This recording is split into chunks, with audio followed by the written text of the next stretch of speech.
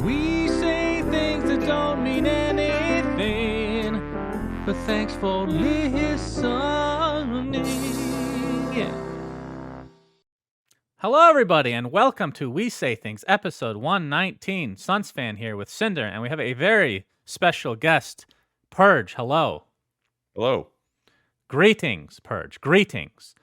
I'm not sure if you're an avid We Say Things watcher / listener, but this is going to be the most awkward part of the episode where we give shout outs to our patrons and you just sit here silently listening and judging their names. Okay? That's perfect because I really need to change my headset battery, and I thought there was going to be like an awkward moment where it was really important for me to hear what you. So go ahead. I'll be back. All right, great. Cinderin, are you ready?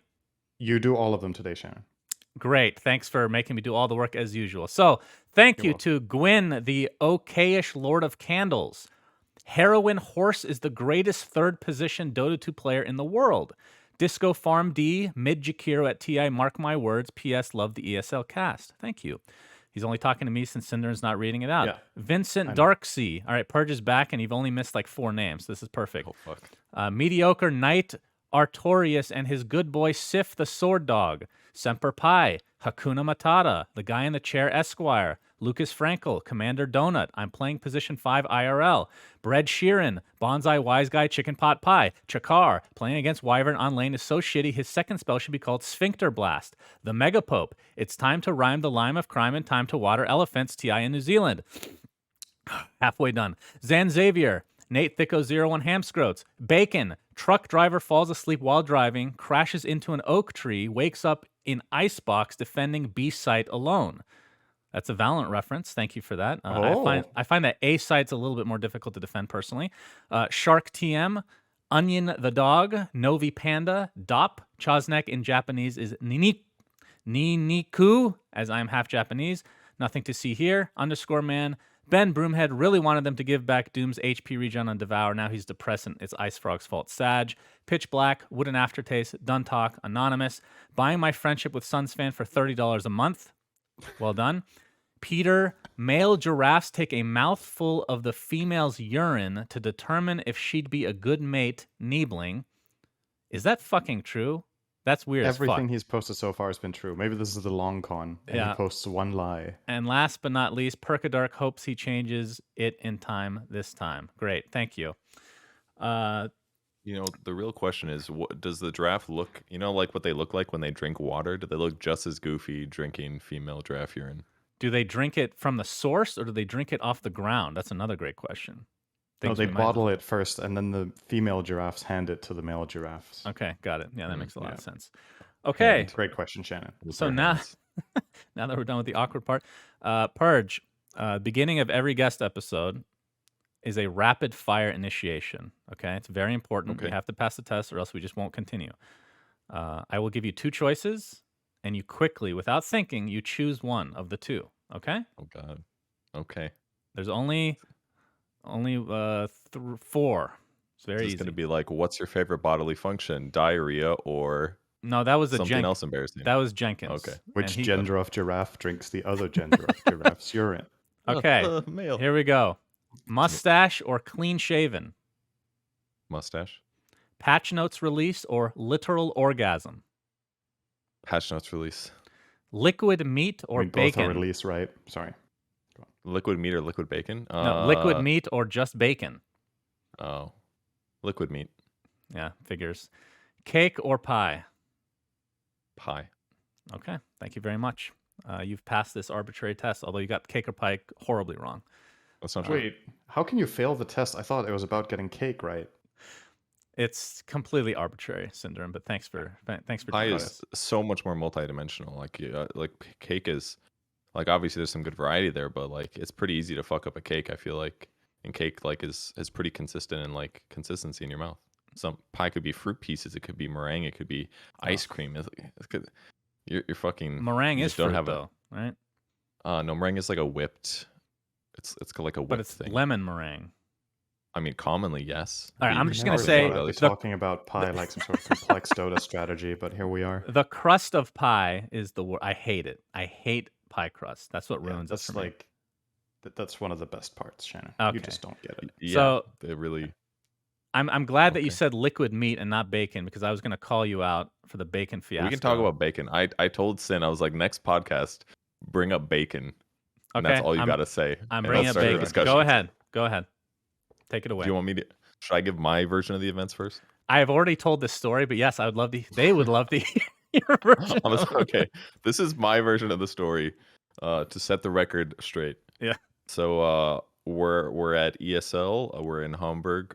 Cologne. Sorry, we're in Cologne at a hotel, and both of my my fellow colleagues are on a keto diet basically. So they are restricted in what they can eat, and as a common trope, when Americans go other places that aren't America, they demand or ask for things to be accommodated to them rather than just say, well, this is how they do things over here.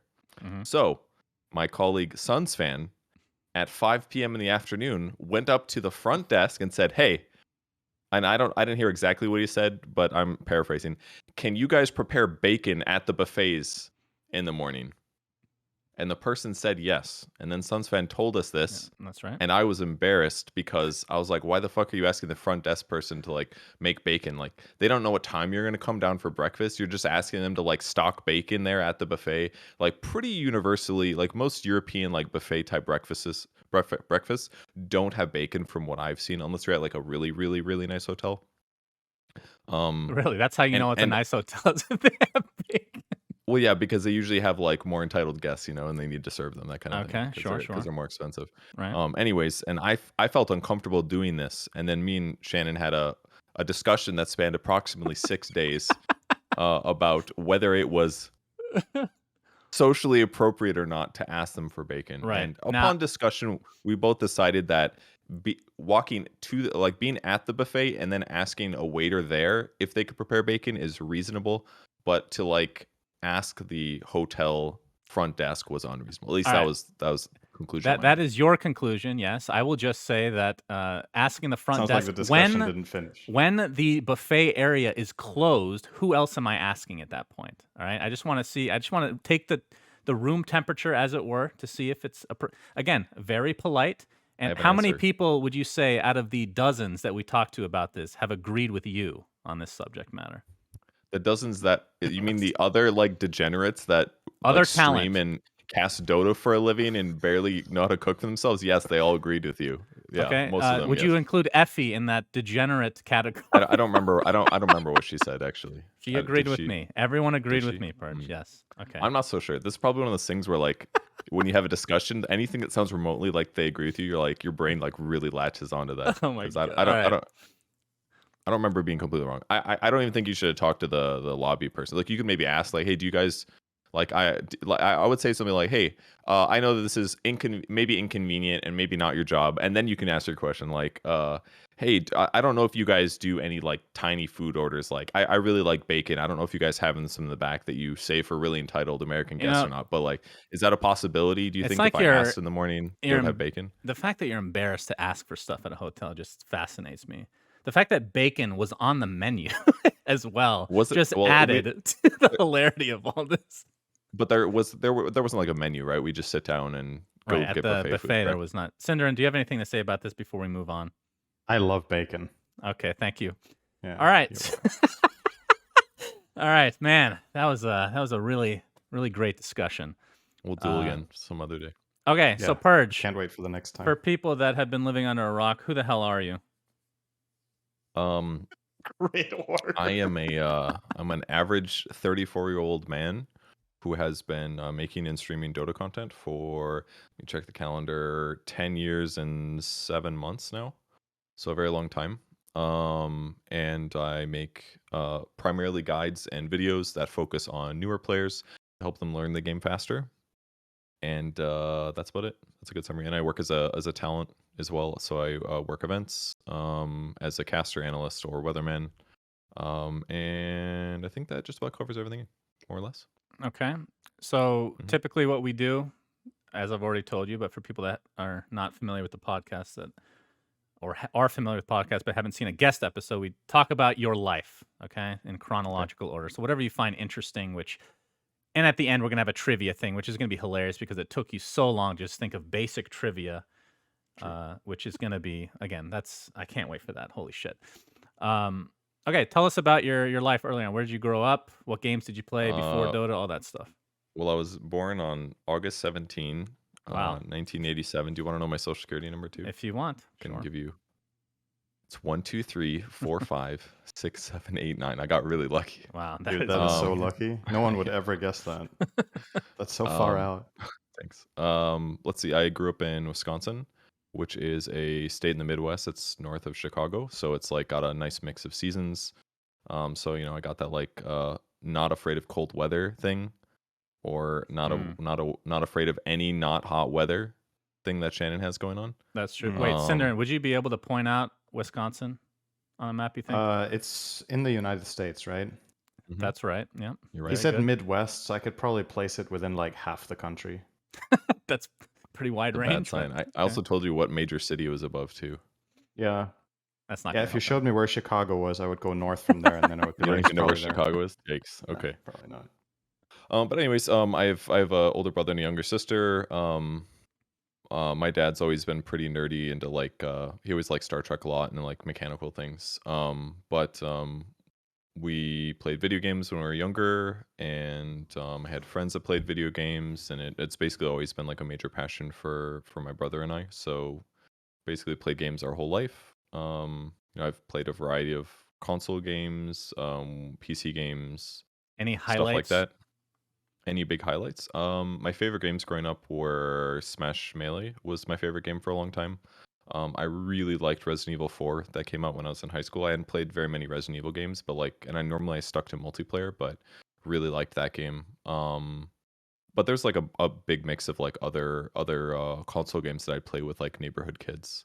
So lots of good highlights there. I really liked Halo a lot when I got later high school, and then into college I played a lot of Halo LAN. That was really fun, just like destroying people. And I was quite good. I wasn't like pro level or anything, but I was pretty good. I was like one of the best people on campus, that kind of thing. So good memories from that. Controller FPS. I felt like too much of an elitist to jump on that bandwagon. It's just so different. I played a little PC FPS, but not much. I think that's what it was, I guess, is that most of my online competitive days were like, that was right when Halo and Xbox got really big.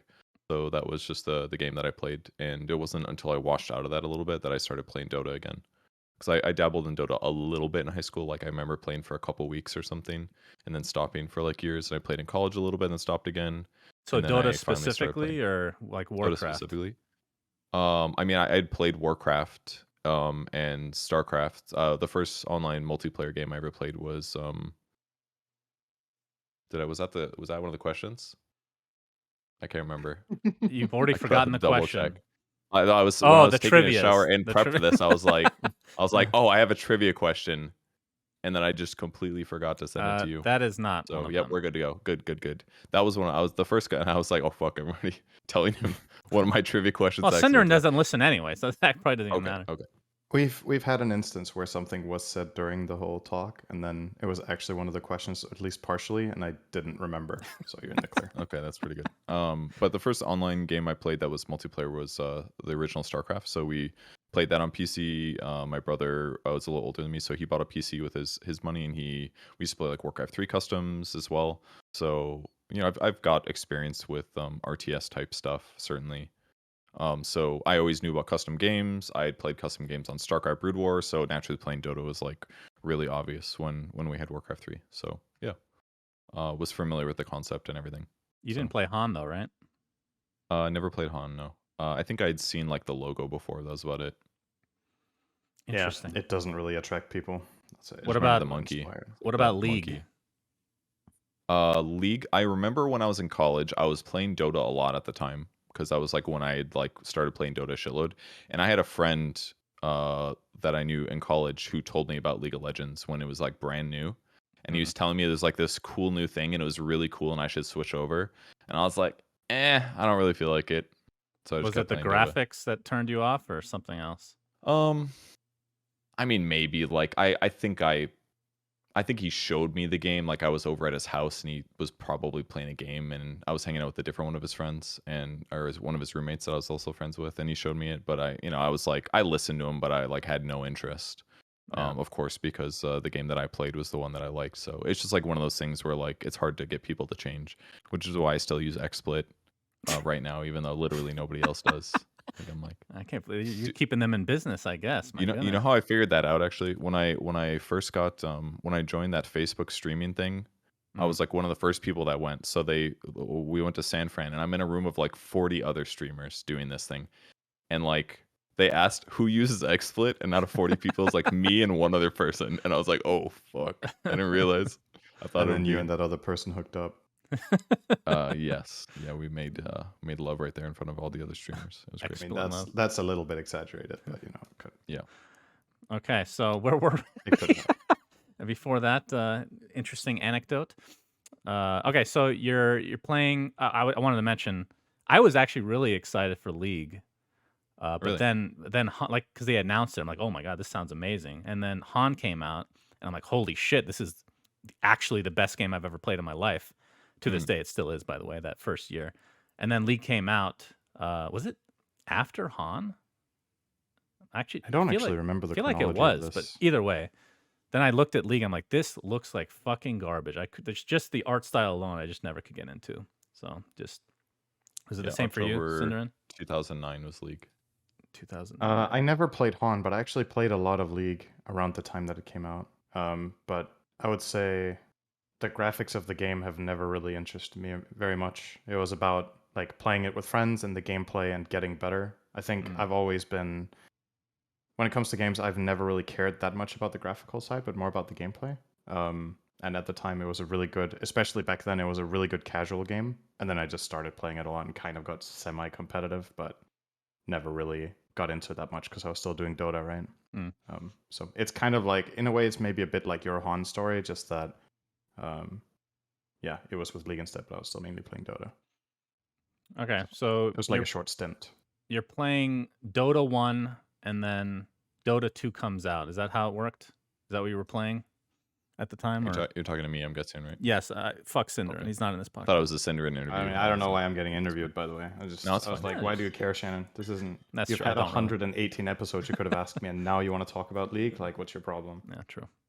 So basically, I'd been playing Dota 1 for a very long time. I played an MMO a lot in college, City of Heroes / City of Villains, and then when I stopped with that because I got kind of dissatisfied with the developers, I started playing Dota again, and then I just kept playing, and then when I graduated from college and I got a regular job, that was right when StarCraft 2 got really big, and I was watching a lot of like StarCraft videos on YouTube, like tons, like Husky, HD StarCraft, and a little bit of Day 9 content.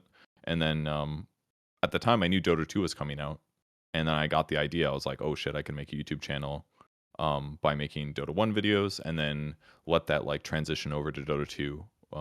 And I got the idea when I was bored at work one day, and that was when I basically outlined basically planned my channel. And I but right before that I also like outlined like writing the Welcome to Dota You Suck guide, because one of my friends who from college, who I still play with now a little bit, he expressed some interest in playing Dota, so I wanted to write a guide to make it easier for him to play, and then I just shared it on playdota.com, and kind of just all went from there. Basically, I got a beta key because of that guide being highly rated. That was how I got in. I think that was, or was it Gosu Gamers that gave me the key? I can't remember, but I got a job at Gosu Gamers, an unpaid job at Gosu Gamers, where I just basically casted for exposure with the goal of growing my YouTube channel.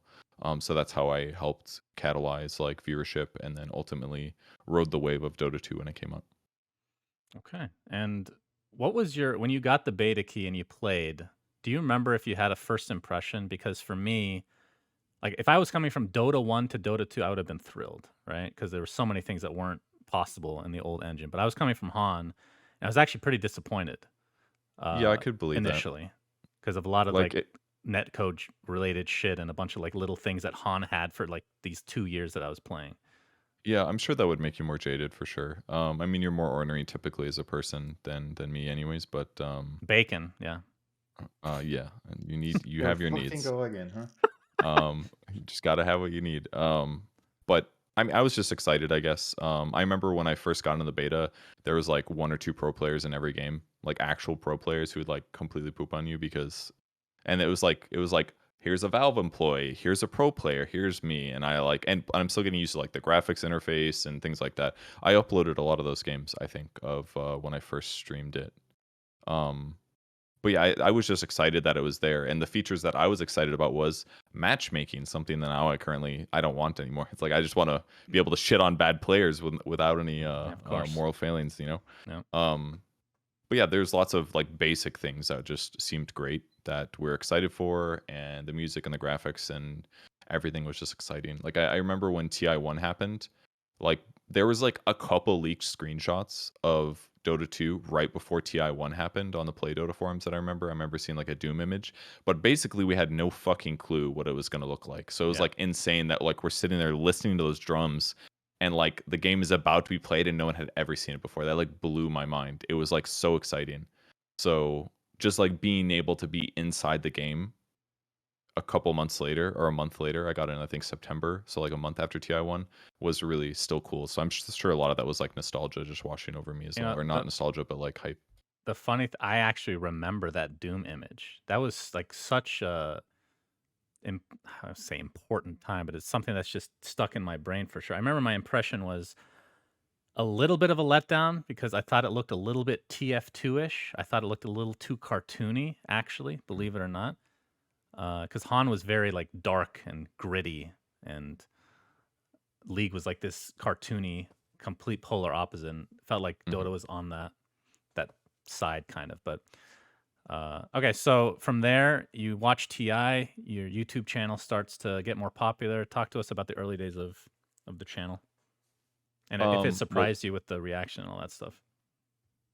in some ways, I grew a little slowly. I remember how envious I was the first couple months. I told you this in Germany that I was very like as I was watching my channel grow, I would like consistently read Reddit comments and scour for information and like who was popular. And at the time, it was Toby, Lumi, and Nebula were like the three guys that were well known. Um, so like it was I would certainly like monitor Reddit threads and like try to be better. And at the time I was trash. I'm still bad now, of course, in comparison to pros, but um like I really wanted it to be successful because I thought I could do it as a job. Um but I didn't start getting like really popular until around December of that same year. So the time between like September and December, it took some time for viewership to like really bloat, and finally around December I think was when it really exploded in the sense that I was like a mainstay of the community for the rest of my career. So and then I got YouTube partnership in January the year after. So basically I made YouTube videos for like 9 months or something like that without being paid until I So got crazy. partnership.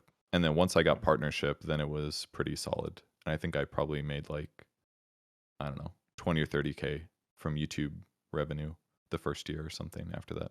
So, and I remember being at TI2 at the time, and like with the exception of like Navi or some of the teams that got top 6, I was like, I've probably made more money from Dota than any other player here, except for like Navi and like a couple teams, just off of like what $30,000 or something like that. I remember thinking, and it wasn't like an ego reason. It was just like thinking about the economics of like TI payouts and stuff like that. So Yeah, and back Yeah, then I some think teams wouldn't not get paying paid, bottom right? 8 was a great choice. Yeah, exactly. yeah. Okay, So more of so that. YouTube channel starts to develop. I don't know if this is jumping the gun a bit, but talk to us about. I mean, the thing that you're known most for right now is like patch notes when they come out. Like, oh, where's Purge? You were on the fucking plane, bro? This last patch. How did that Yeah. feel? It sucked. I think there's lots of bad things about it, actually, from my perspective. Number one is that I'm not at home to stream like when it comes out. That sucks because then I'm on like iffy. You like you don't know if the stream quality is going to be good. Is your upload speed going to be good? The audio quality is going to be worse for sure. I'm only going to have one monitor, which sucks. So I can't like monitor stream software, chat, everything as normal. Taking breaks is less convenient. But I think the worst thing actually about flying right before a patch is that usually if I'm traveling, it's for a tournament. So like it's cool to see. I love tournaments with new patches. That's great.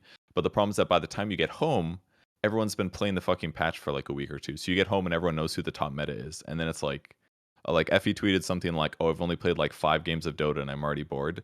And totally felt that as well when I got back and started playing, because it's like I get into the game and there's a Clinks in every match and like other broken heroes that like the top teams in the world already proved were like really strong. So that part really sucks, because I absolutely love that part of the patch where everybody's just trying weird shit and it's bad.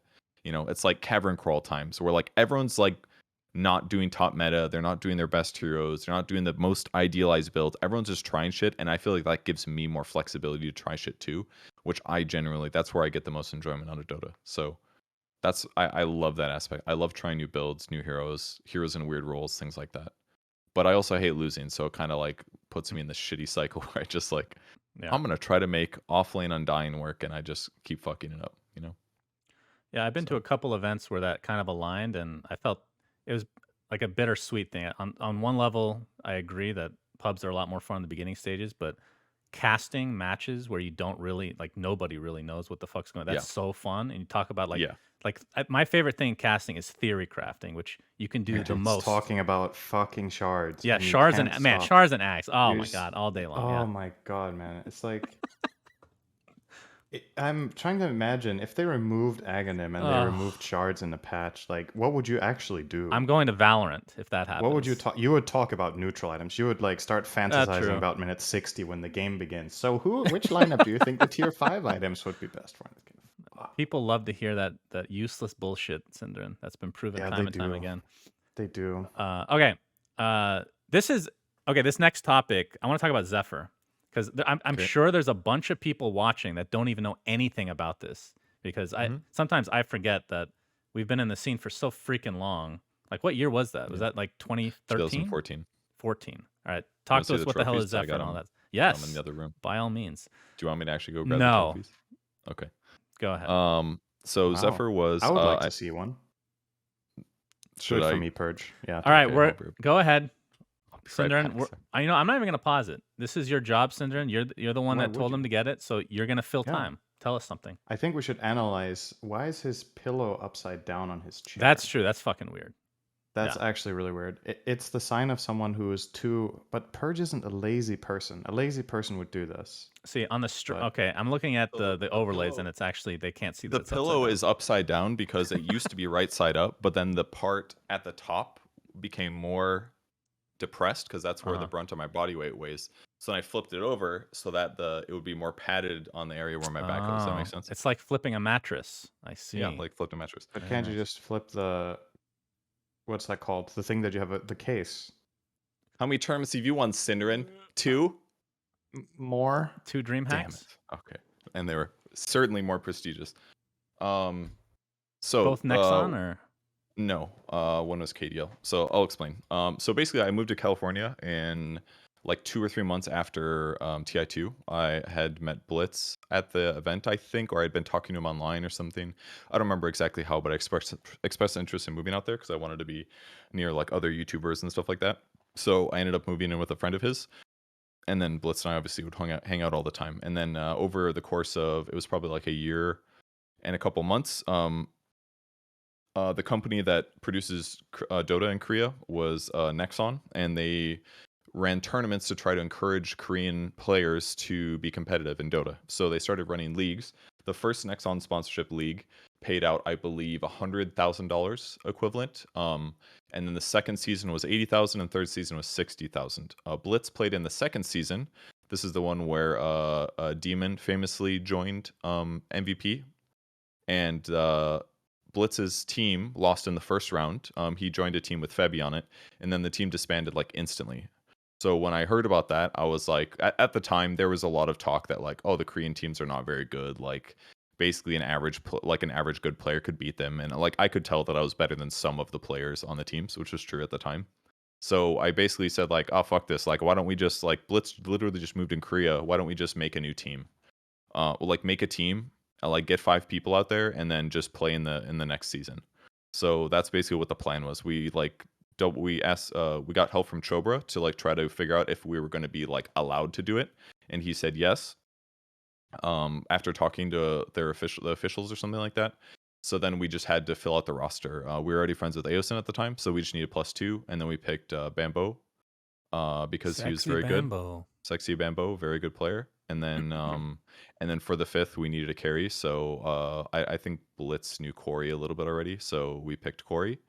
After playing like a couple scrims with him or something. So that was our 5. And then I funded we got like a little bit of Twitch money, which was really nice at the time. They helped us with that.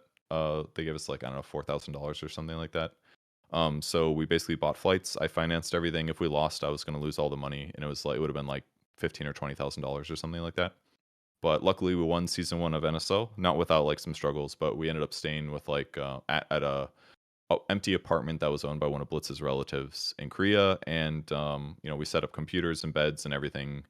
And I managed the finances on this really janky ass spreadsheet that I kept up to date with, and so I was kind of like managing the team. I could see you being an playing. accountant in another life for sure. I could see it. Maybe I did take one accounting class, but I was a little too bored. Really? Wow, that's surprising. Yeah, but it's too tedious. I'm not quite like I appreciate the organization somewhat, but I'm not extremely organized myself. If that makes sense. Okay. I appreciate the work, but I'm not cut out for it. Does that make sense? Yes, like that. Yeah, it does. It's like so Shannon anyways, in Dota. So anyways, we won NSL season 3. Okay, not funny. We played grand finals against Jo, and DJ, and who else? Ryor, and there was like Cast, I think, and who was the 5th? I can't remember. He was a Korean guy. I can't remember his name now. I know exactly what he looks like. Anyways, we lost to them in upper bracket, and then we re-met them in grand finals. We lost like, I don't know, 1-2 or something. Then we played them in grand finals and we 3-0'd them. So that was pretty sick. And everything felt really good. And then after NSL was done, we played some like tournament in the middle that we won. That was only like 2,000 prize pool or something. And then KDL started, and KDL was like their league system. That was like, it was a league system. There's like tier 1, tier 2, and if you won a lot of games and you streaked, then you got a lot more money. So in the first season, we won every single series. I think we only lost 1 game total, something like that. Someone got some freaking food waste on my trophy. What the hell is that? No. Who's been eating near the trophies again? But anyways, we won the grand finals against MVP Phoenix, and I think we 3-1 them or something. I don't remember exactly. But on that team was March, Heen, famous coach, what used to coach Secret, now coaches Liquid, or is it the other way around? Liquid then Secret is how he went. Who else was on that team? Solara, who's now has been retired for a long time. Who else? Who's the offlane player? Did Forev? Frev. Yeah, Frev was on that team as well. And we also, I think we also played against God, it's so hard to remember all the names on the spots. I know Dubu also played in against us in season 1 of KDL, I believe, but he had only been playing Dota for like 6 months, so he was like really brand ass new.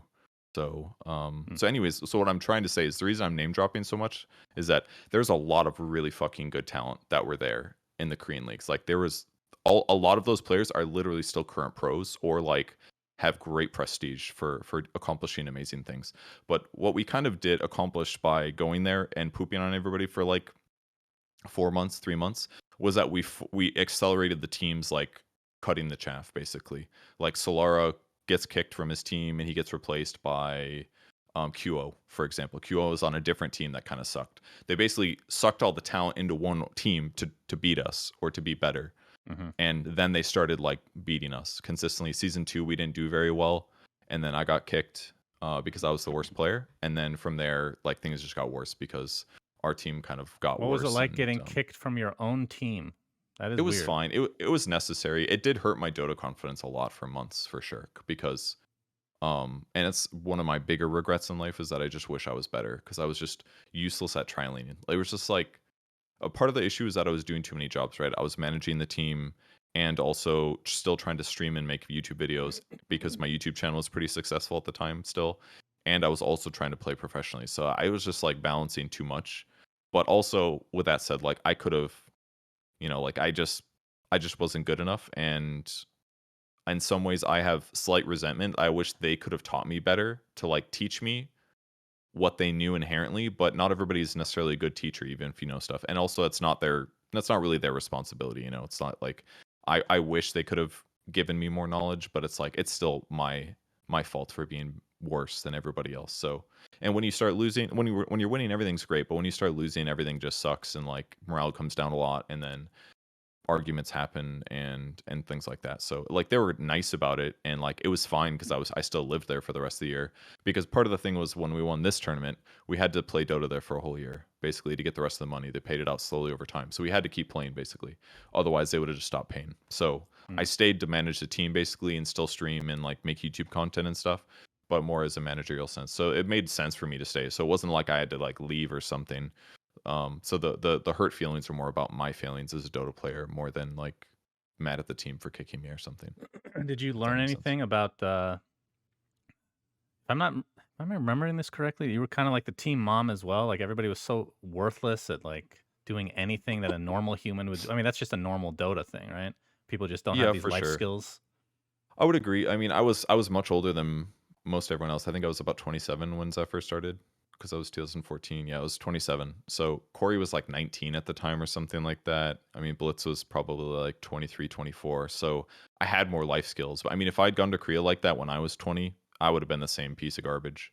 But Piece of but yeah, garbage. Huh? Okay. I was certainly like organizing things and planning where we were going a little bit. And I'm still like pretty bad at those life skills compared to like a normal, really functioning adult. I'm still trash.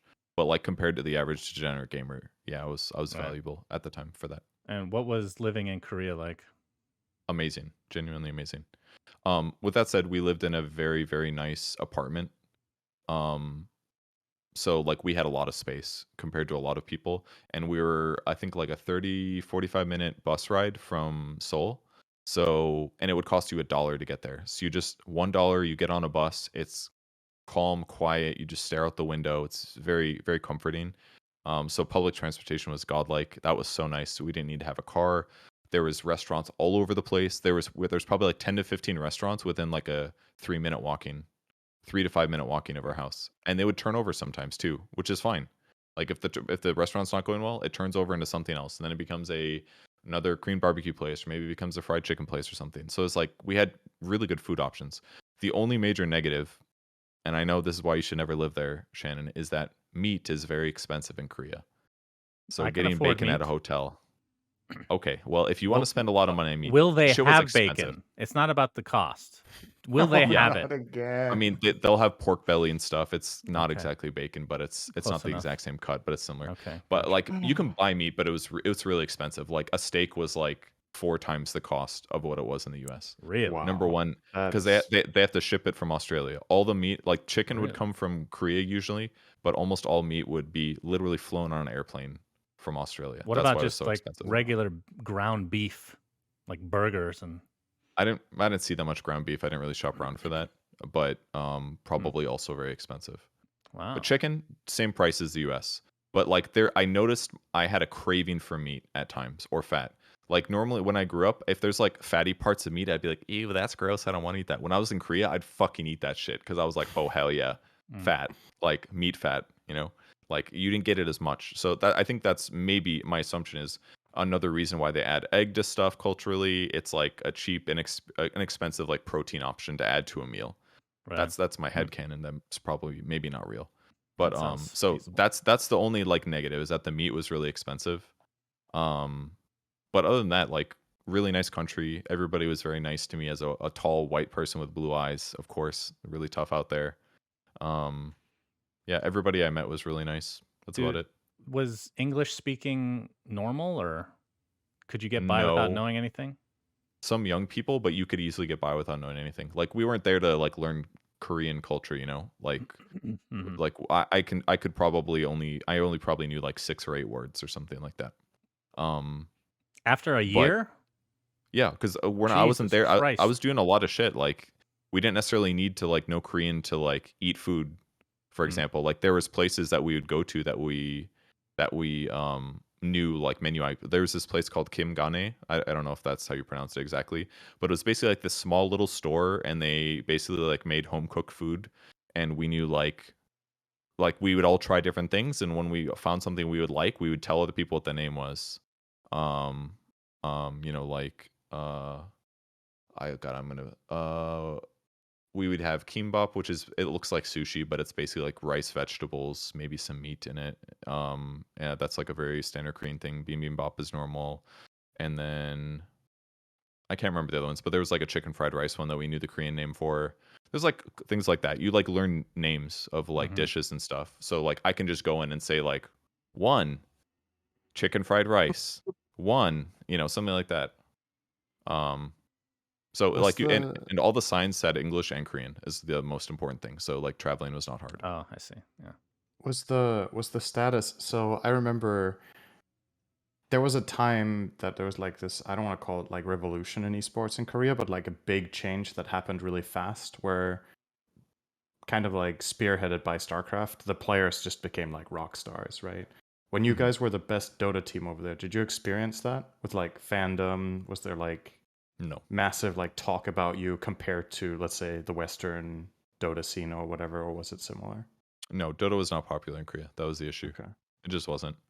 Um, Nexon tried, and I saw people like complain about it on Reddit and stuff like that. But we met many Nexon employees. Like they really tried to make things work. Like they put major financial incentives. Like to get your game at a PC cafe, for example, you have to pay the PC cafe money to like choose to install your game, because otherwise they'd rather install another game on the hard drive. Like they paid a lot of money to install Dota on like every PC and every PC cafe. Maybe not every, but I know that they did shit. Like we saw advertisements on walls of subways of Dota 2. Right. Like they paid a lot of money to try to get Dota big in Korea. They ran the Nexon League that had like hundreds of thousands of dollars of sponsorship. The production costs were top tier, like standard with today's productions, basically at studios with cameraman. They did interviews. We did photography stuff. Like they spent the money. But the reality is that the only time that there was a lot of people in the crowd was for the finals, and that was because they were giving fucking Nexon points to anybody that shows up. So anybody that wanted Nexon points would show up, and most of those people didn't even play Dota. Like That's during so regular interesting. matches, there's like less than 20 people there watching a match. There'd know be that like Dota's 3 rows of plastic chairs. I know that Dota's Tops. hard to get into, but do you think it's more about the like how hard it is to get into in general, or is it No. the culture there is StarCraft 1v1 just trumps all? It wasn't about StarCraft, it was about League at the time. Oh, League was more okay. Yeah. League was huge. Everybody there played League. So why would they go play some other game that's similar that none of their friends play? hmm Like there's no Kind of reason. crazy Like how much the timing matters, right? Like if Dota Yeah. would have been out before League, it could have been the opposite story in Korea, and Sure. Dota could have been enormous. So, Yeah, that's exactly literally right. just It timing. could have been. So like they put an incentives in, plus like the whole like once you feel like you've bought in and you've spent all this money on your account and like you've unlocked all these heroes. Like obviously there is inherent benefits for Dota in a lot of ways. Like every hero's free. There's no like you don't have to buy anything and you're on the equal level as everybody else. Pros for Smurfs, I guess. But like if you can't convince people to play, it's just not going to work. And they genuinely tried. There was like interviews with journalists after every match. They wrote articles about how the leagues were going and stuff like that. They tried a lot of stuff, but they just couldn't get it to work. So that's why Dota didn't work in Korea. But at least it did produce some really fantastic Dota players who knows, maybe they wouldn't be pros right now if they weren't successful then. Yeah. It's hard It's to crazy say. how fast they improved, right? You had You know. these Well, players like Dubu, like you said, how quickly they went from. So you said you were there in 2014, yeah. and MVP Phoenix knocked out, was it OG in 2016 at TI, right? I It believe was so. TI6. It might have been that year because And MVP OG were went to one of the favorite teams to win. They had Didn't MVP Miracle. It was the OG with Miracle. I remember that. didn't they And go to MVP TI Phoenix that played this year? like hyper aggressive strategies with like PA and Darkseer, Oh, and yeah, they they were just love PA. running Yeah. teams down. QO was playing PA, I think. I remember these games Okay. quite clearly, Yeah, actually. Phoenix made TI that year at TI4. So that was March, QO, Forev, Ryzen, and Heen. Yeah. They played at TI. They even made TI 2014. Yes, that same year they made TI. Wait, how did they qualify? I think they were in wildcards or something. Let me see. Wow. That's like kind of incredibly fast if you think about it. They 2-0'd VP, and then they got 0-2'd by Liquid. So Team Liquid 2014 knocked Phoenix out, and so they didn't make it to groups. But they are 1 BO3 away from making it to groups. in That's 2014. really impressive. How So fast like that went. I think it's safe. Like they surprised. Like I played TI qualifiers that year, and MVP Phoenix did as well, and they did really good. They like won. They did amazing in the qualifiers. A little bit better maybe than we expected because it was the C1s. Right. But I think it's safe to say that if like they didn't make that roster swap with QO in instead of Solara, that I don't think they qualified to TI that year, for example.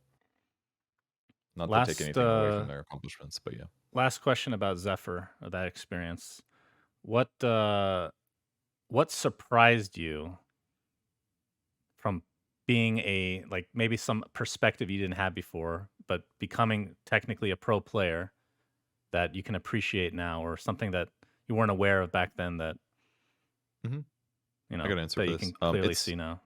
It's easily harder than casting or content creation. That was the obvious thing from playing. That like there's the toughest thing by far is the fact that if you lose a game, you look bad, or it's easy to say you're bad because you have lost. The reality is that every time there's a competition, somebody has to lose, right? Almost always. If you cast a game and you have a rough day, most of the time people don't even really notice, and you'll notice, of course, because you're talented at it or spend time at it or whatever. But like, it's not a big deal if you have a rough like week or whatever. Like it, as long as it doesn't become a habit and consistent.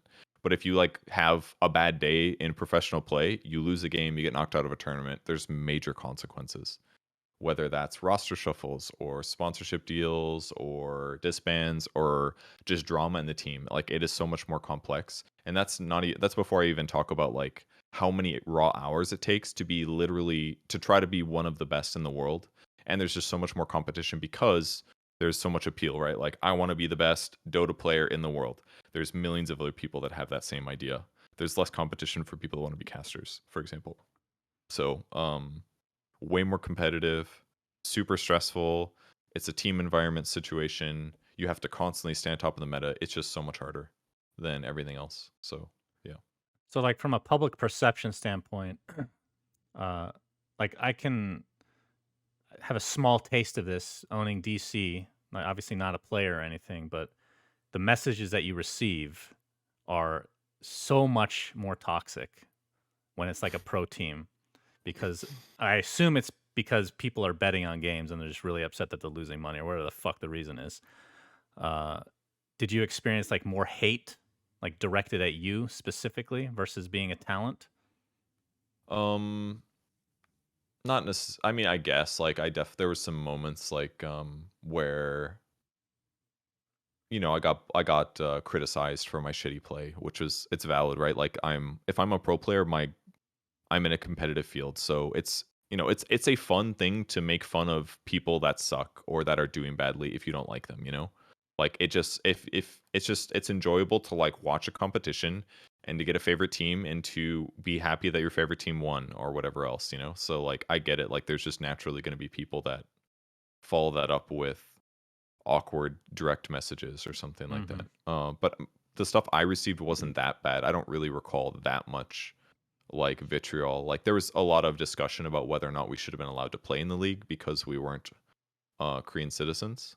But Nexon was cool with it, so we thought that was good enough. So I think they were just happy to bring eyeballs to the league, and I would like to say that we did bring a lot of eyeballs to it. So I don't know if it helped enough in Korea where it really mattered, but at least it got more international viewership, I assume.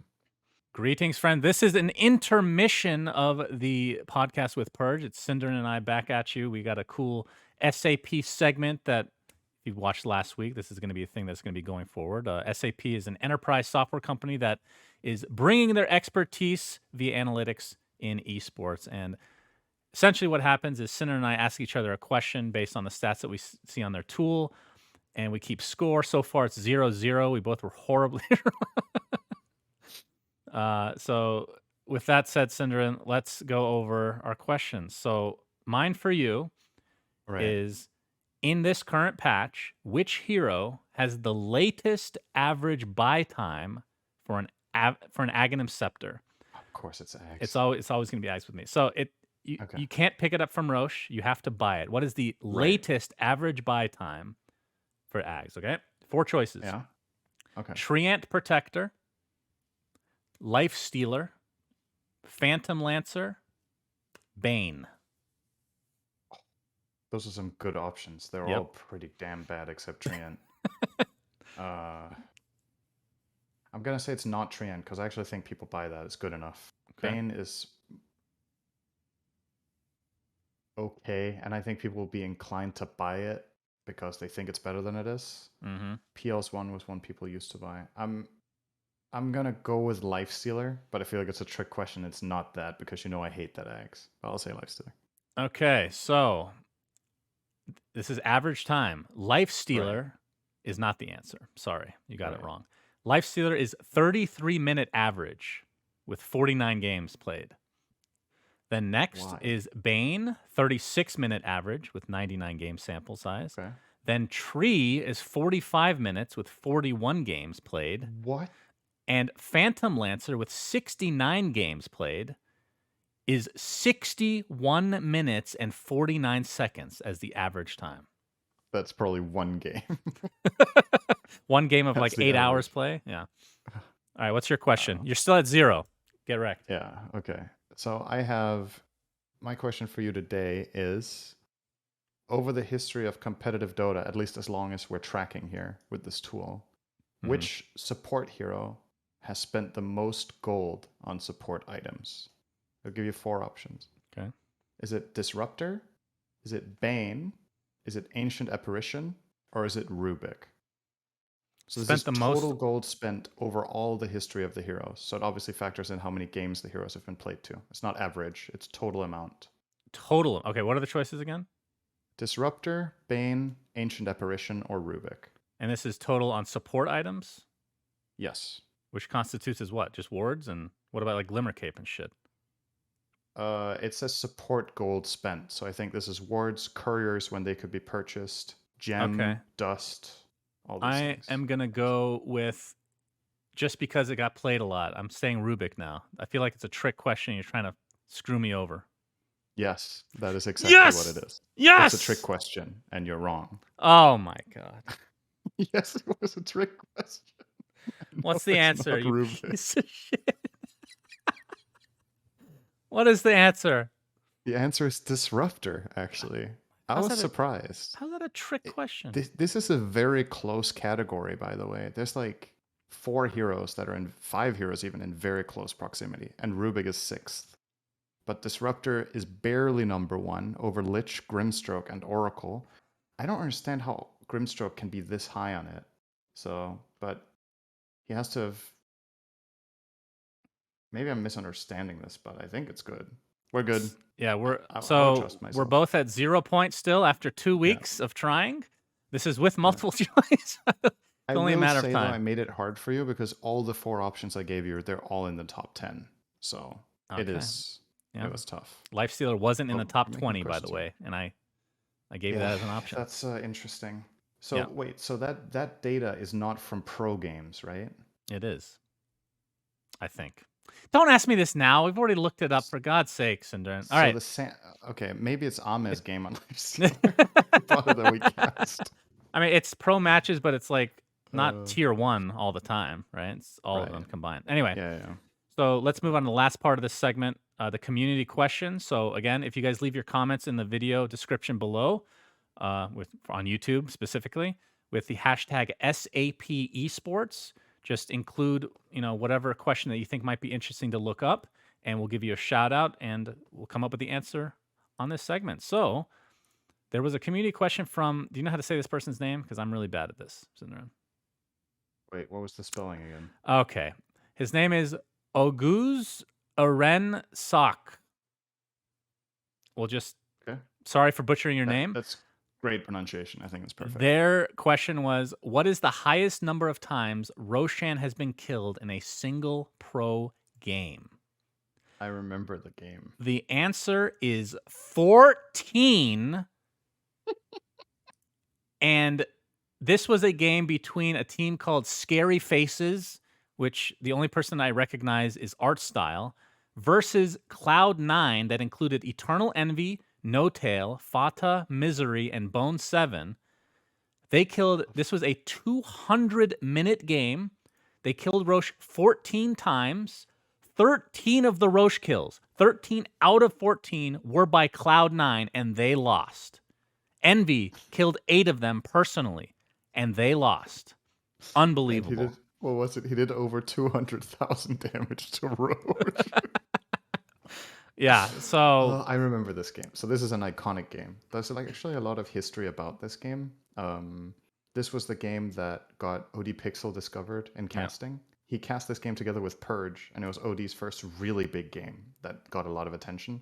And he was casting this game, and every time there was a late game fight, he would play music from Two Steps from Hell as background while he was casting to hype it up. That wouldn't fly nowadays, but it did back then. It's the longest Pro Dota game ever, which obviously will overlap with most Roshan kills as well. And it was the most ridiculous loss. I think Cloud9 had mega creeps for over an hour and a half. They were trying to push into a team that had sniper and something. It was like kind of like these horror stories you hear from low mid-range pub games where people can't end against Tinker, Sniper, Techies or something. it was against a That was Sniper, kind of what that game was. Bristleback, Disruptor, Earthshaker, Zeus. That's what they're going up against. Zeus Sniper, that's right. And they just couldn't fucking end. And they did everything. They I mean, if farmed you the whole asked map. if you asked me took the what road. player is involved in the longest pro game of all time, I would say Envy, and I would be correct. Of course. So I'm not surprised. That's on why that it's one. so funny. It's just so on brand. So yeah, that it's the an the name. answer was 14. Thank you for your question. Again, be sure to use the hashtag SAP Esports in the comments below. And if you want to learn more about SAP, which also helps us, if you click the link below the description. So thank you very much for that, everybody. And without further ado, let's get back to Purge. Okay, let's segue this to you as a talent then. Obviously, you've done casting, you've done analyst for panels, and you do weatherman. Do you like doing Newbie weatherman? stream. Yeah, newbie stream at I- TI4.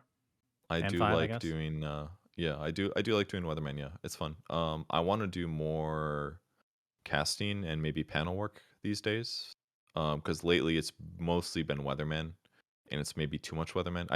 There's negatives, but there's positives too. Which one Positive is nobody else can do it but you. That's So not true. I think TGov is quite good. I think BSJ is pretty good. I think Don't- Synderen could do a really good job if you wanted to. Don't do that. You need to go with. You're the only one that can do it, Purge. Obviously. You're the only one. Yeah, I'm the only one that can do it the way I do it. that's right.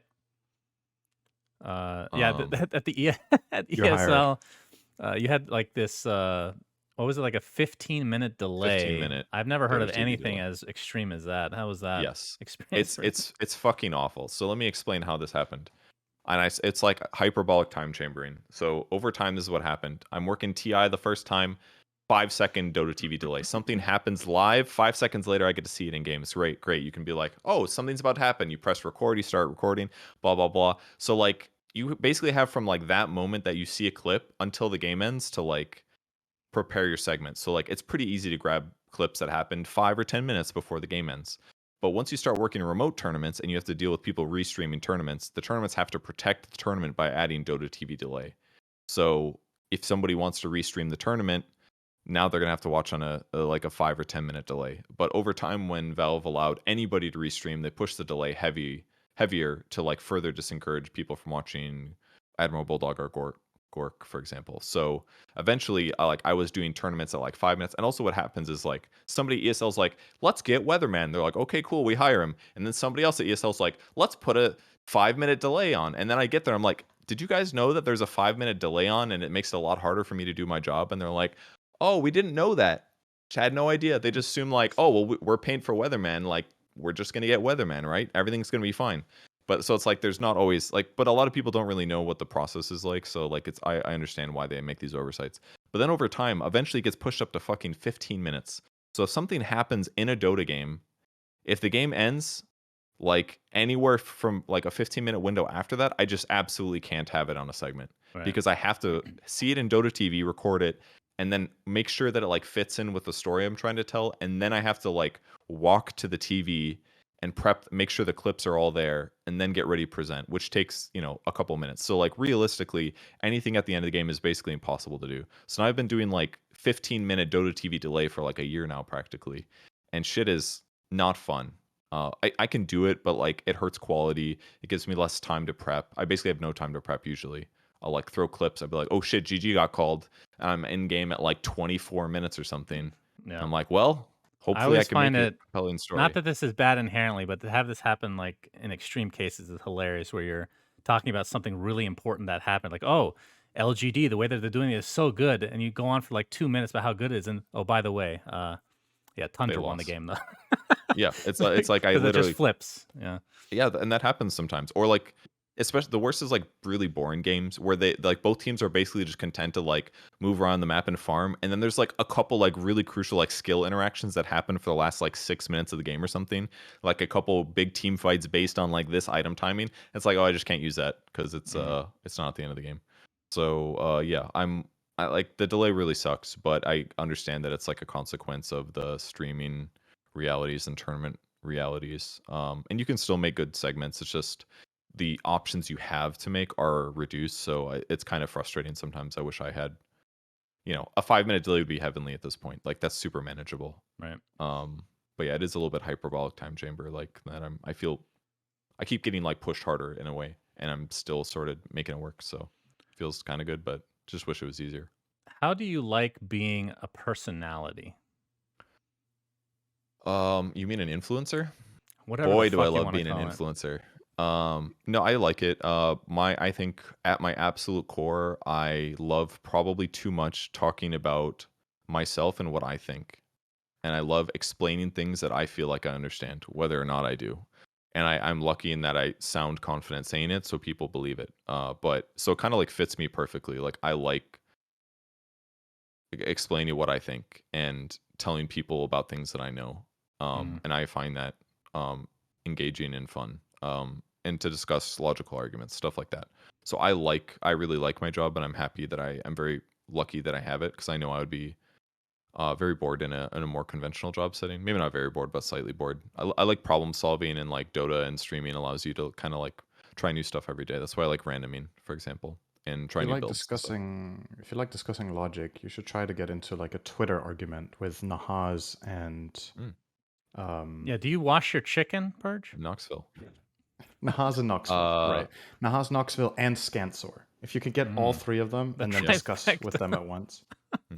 We could do a dramatic reading of it if you set it Oh up. man, we We'll were do so it. close to doing a dramatic reading of that chicken washing Twitter war, but it was nixed at the top level, which is Slacks. He said no, it's too mean. So sadly, that will never come to be. If Slack says no, then it has to be really bad. You were gonna do that on broadcast at the No. Animator or something? No, not on broad. It would just be like some VOD that he comes out with later on his channel, Oh, like okay. the original Statsman. Yeah, it'd probably sound a God, little that mean. one's so funny. Well, of course, for you who can't even ask for fucking bacon at a hotel. Okay, anyway, as I a just thought talent, it'd be rude. That's all. as a talent, has there been any weird or notable experiences, like whether it be with fan interaction or just this lifestyle in general, that maybe you weren't expecting? I mean, fan interactions generally are fine. It's just like the normal, like someone's like slightly excited to meet you, and you go to take pictures. Like 10% of them are shaking a little bit. I'm sure you guys have all had that experience. That's like the only, but most of it's just that people are fans, and like most of us are awkward, and navigating that has been kind of weird. It was funny seeing the difference between TI2. You went to TI2, right, Shannon? Yes. Okay, so the difference between TI2 and TI3, remember at Benaroy Hall, TI2, the lobby's like basically empty. I like walk in there, and it's like I can tell people recognize me, and they make a little eye contact, but then they look away. And like TI3 was like fucking packed. There was so many people there, and then it became like a fandom thing. It definitely felt like the real thing, like the real deal. It was interesting seeing the difference, kind of. But over time, that just like evolved based on population numbers and things like that. But mostly my fan interactions have been very positive. I'm lucky, of course. I'm surprised you're not I've speaking had, about like- one experience. I remember. Are you thinking about the one at the Valve office where I got sexually harassed a little bit? Was it? Is that the one? I remember. It wasn't a Valve employee, to be clear. It was No. it was Valve like thinking like, oh, we'll have these premium ticket holders who get to spend time around the pro players and the talent like Right. many times. Yeah.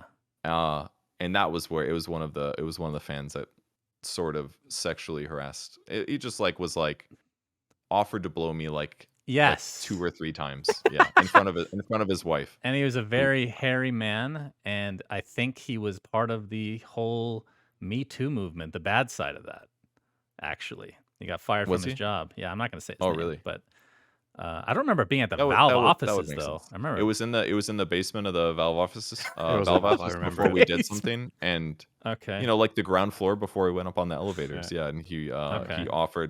he brought it up, and I said no, I'm good, and then he brought it up like another time in the same conversation, and his wife looked embarrassed, Yeah, or partner, I Well, don't why know. would she be embarrassed?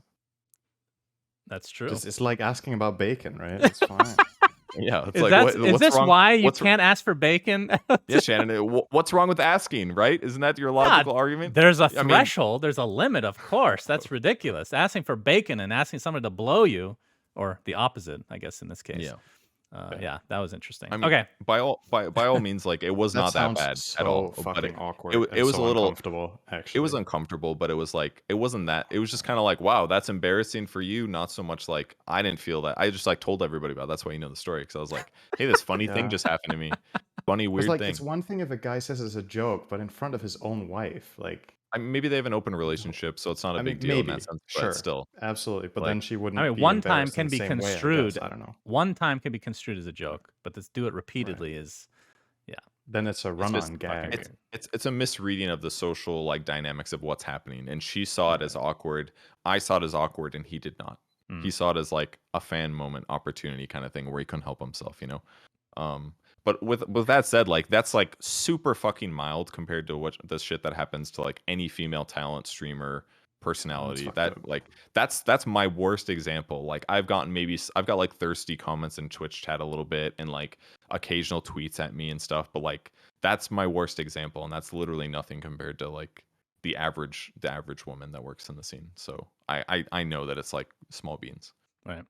Okay, let's segue from talent as a Dota talent to your appearance on a TV show. Oh yeah, that was a good one. Good times. Yeah, talk to me about that whole experience. So I was at the Boston Major at the time doing Weatherman. This was shortly after TI 6, I believe, because that was my second time doing Weatherman. And I got this email from someone that was looking for a somebody to be in a TV show about esports. It was the TV show Bull, and they wrote an episode about esports basically.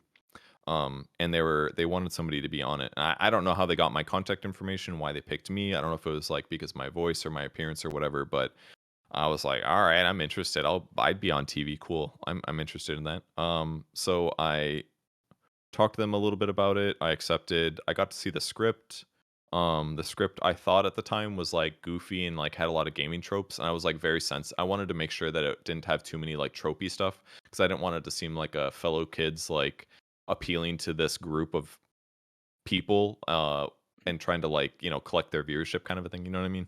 So I asked politely if I could like send any like script criticisms to the director, which in hindsight, like I was really close to like blowing that shit up. Like the plot line is literally that a player fucks up really bad in a game, like a huge championship game, basically throws or plays really bad, and then his team owner publicly has a press conference and says that he believes his player was through for money without. So it's like, imagine if like the CEO of EG, after EG chokes in the grand finals, says the next day, we think our player threw that match for money. Like it would literally never happen, right? So that part I thought was like kind of stupid, but luckily I didn't say anything about that, because in hindsight it's like, who cares? It's a fucking plausible beginning, right? Maybe it's just a shitty team or something.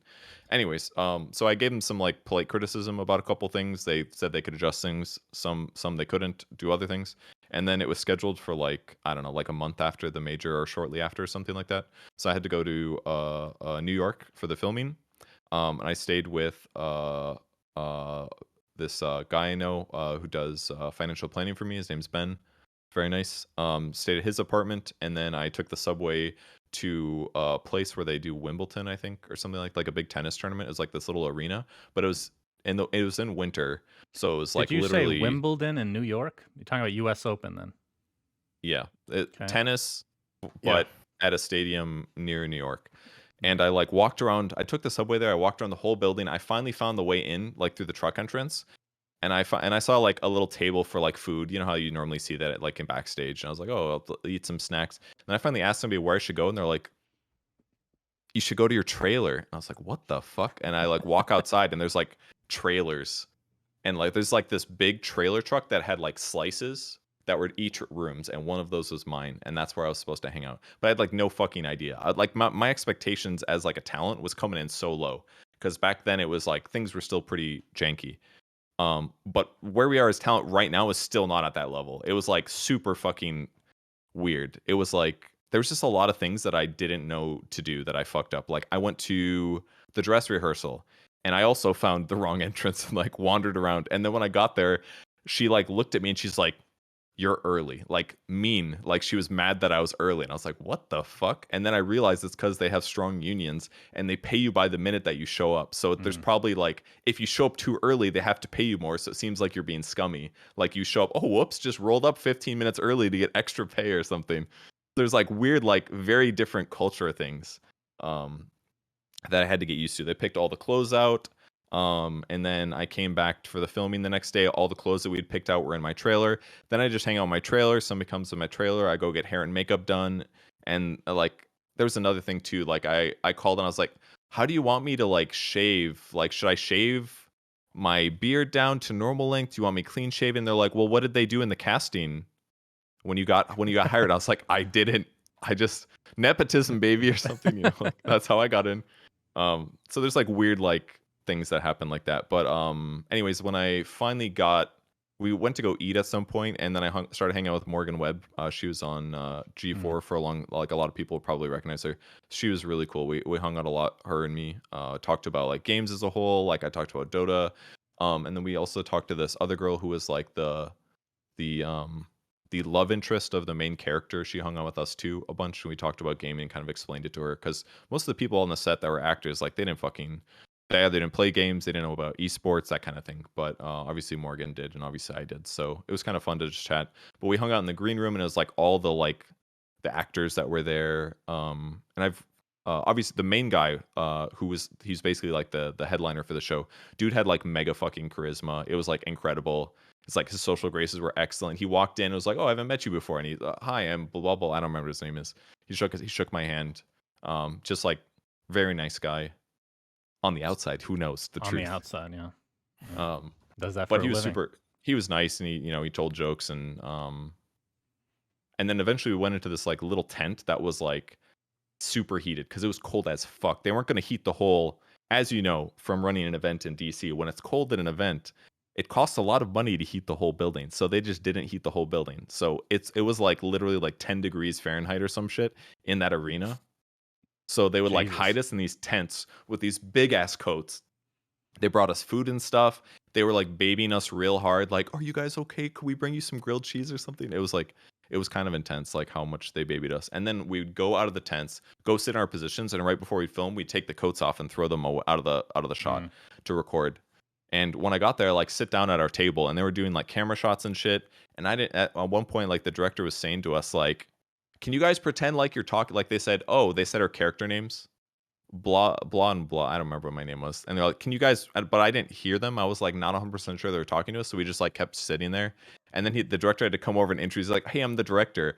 Could you guys like pretend like you're talking during the shot?" And we're like, "Oh, sorry, yeah, sure." So we did it, and everything was fine. But here was my biggest error, and this is one of the cringiest things I think about consistently whenever I think about cringe moments, is that when I show up to esport tournaments, I do a little bit of research, but not that much, because I usually watch and play a lot of Dota. I know about the meta more or less, and I'm semi-familiar with the teams. When I showed up to this, I didn't learn my like 5 lines. I only had like 5 lines. I didn't learn them at all. And the whole day I'd just been like fucking around and like enjoying the experience, so I still didn't practice my lines. So when it's finally time for me to do my one fucking job, act and say lines, I didn't know my fucking lines. It was really How many embarrassing. takes And then it was would you say you took? less than we did in Germany, that's for sure. Yeah, Germany was a lot. But I'm really bad at memorizing things word for word. I wing mostly everything that I do. So it's but also I was playing the play-by-play role, not the analyst. So they kind of fucked that up by hiring me. Huge mistake boy. for them. Huge. But at one point I had to be like, line, because I legit did it, but I felt so fucking awkward. So I didn't even look up. I was just like, line, fuck, I don't know my line. And he's like, blah blah blah, and I was like, okay, all right, sorry. I don't even know if I said sorry, but I felt terrible because it was really late in the day already. It was like 9 or 10 p.m.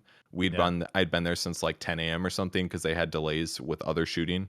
So like, there's like 10 dudes around me with cameras, like waiting for me to not do a shit job, and I fucking made them like wait longer. And I just think like, because I understood so quickly how out of my realm I was about what was normal for acting, that like I'm probably that like newbie that they fucking make fun of all the time. Remember when that fucking idiot said line at 10 p.m. while sitting around for 12 hours? Like that's what I'm afraid I of. actually found the root of the story, the bacon story. The root is you were at this acting thing and Yep. you inconvenience everybody so bad because you weren't prepared that now you've gone off to an extreme level where you won't ask for bacon at a hotel. I've found Extreme. it. I've Absolutely Prepared. extreme You're right. level. I forgot to bring my bacon with me, so because I wasn't prepared, I didn't feel justified in Would you asking them have to cook felt it. okay asking for bacon for the people that are giving you grilled cheese, for example? There was already bacon in it, so Oh, there you go. that's kind of a shit There you question. go. But Perfect. They knew. Yeah, They they knew knew. ahead of time.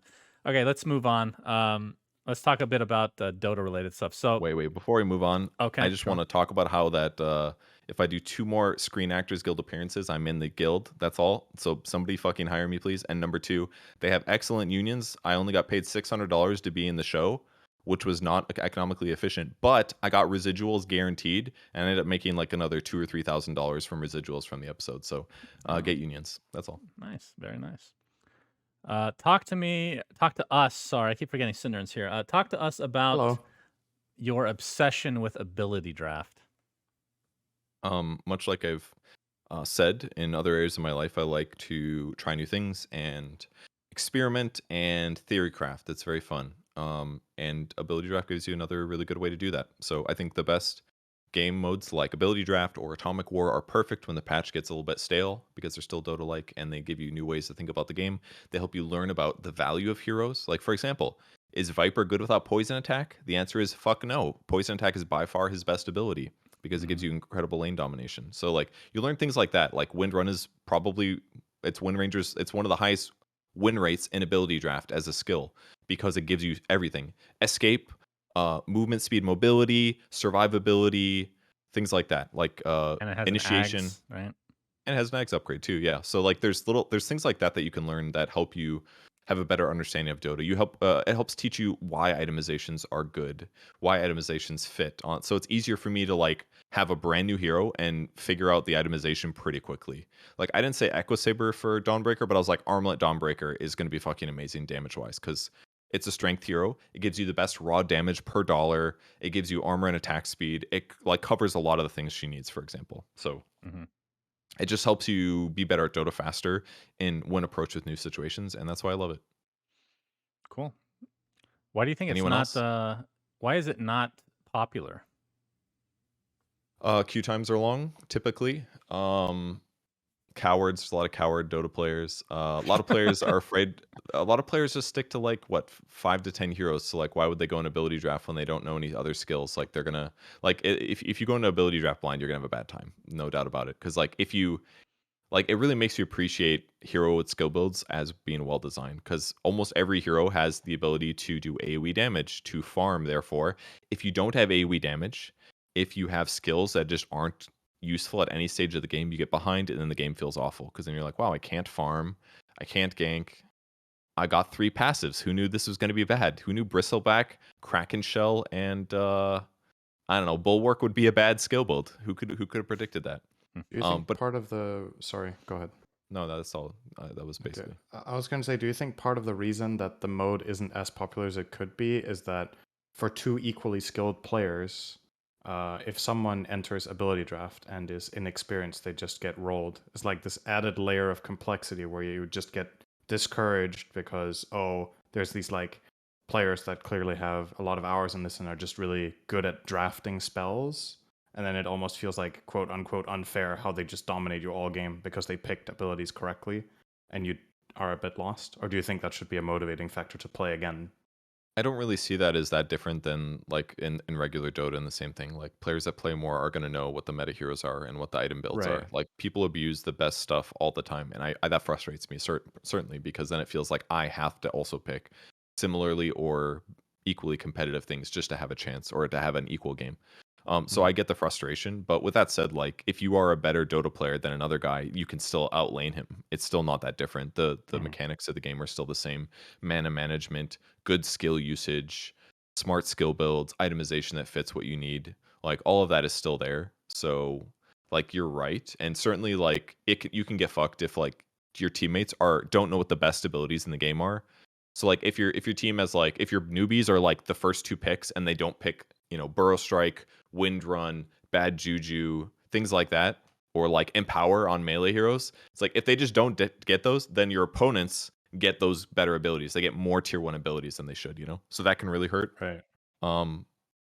But it doesn't always mean it's the end of thing. Usually what happens is your bad friends, after you flame them a little too much, they just never play with you again, and then you don't have to worry about that problem anymore. So Right. yeah. Were you watching? I think I played a game on stream at 2 events ago or something. I played Ability Draft 5-man queue. I think you watched, and you were like, "Don't give them these spells," or was that someone else? No, that We played against a guy who got you're playing rearm with me. Sunstrike. Yeah, rearm Sunstrike. No, it wasn't. It was God, who was that? Yeah, it was somebody. Not Purge. Well, though. you played Ability Draft for Captain's Draft LAN. Yeah, that was. It's against way Mod. later. It was this year. This I was think. This was very. I recent. remember. It was 2 events ago. Was CCNC Maybe it in the wasn't game? you. Was CCNC in the game? I don't think. I so. think Anyway, I think it wasn't that's you. about what I remember. Somebody asked me that played in a show match, and I said, "Don't let them get rearm Tombstone." Is what I said. Because then you Rearm could just Sunstrike, and then he went Ags. He just cataclysmed all game. okay. I didn't watch that. Yeah, that That sounds was- awful too. It's just like Yeah, the game is just over, That's what I'm a little bit. That's what I'm thinking to an extent is what turns people off about this game mode is that some stuff, again, like you're saying, it's about the skill level of the players, right? If you know what the good abilities are and you know what counters are and what combinations not to give people, I think the game mode can be really competitive and interesting when people are at the same level. But like you need to get past that hurdle of okay, there are just games where somebody gets something so obnoxiously broken that they can just solo win the game. Those Right, are that's pretty rare. Like that Sunstrike, like Cataclysm rearm sounds insane. Of course, I've never played against it, but yeah, it sounds broken. And once in a while, there are broken things like that. One of the ones I hated the most, you could get mana break on your hero with Conjure or with what's the TB's first skill? That makes reflection. And when you would do that, for some reason, the illusions you'd create of your opponents would also have mana break. So and he was on like TB or he had rearm. So you would just like constantly you'd have like these illusions you couldn't hit and they would mana break you. It's not in the game. I think that one doesn't work anymore. Okay. But like those examples are pretty rare. The most obvious ones are like Sticky Napalm plus Rot or Iron Shell, like or Dark Pack. Those are really good. But those ones are like so known that the average person like see Sticky Napalm and you're like, all right, where's the busted combos? And then you develop strategies to counter it. Somebody else takes Iron Shell or Rot, Right. So there is counterplay certainly because you can only pick so many good skills in a row. The really broken builds truly happen when like one of the teams is asleep at the wheel and all of a sudden you have like 3 tier 1 abilities or something. Then it gets kind of silly.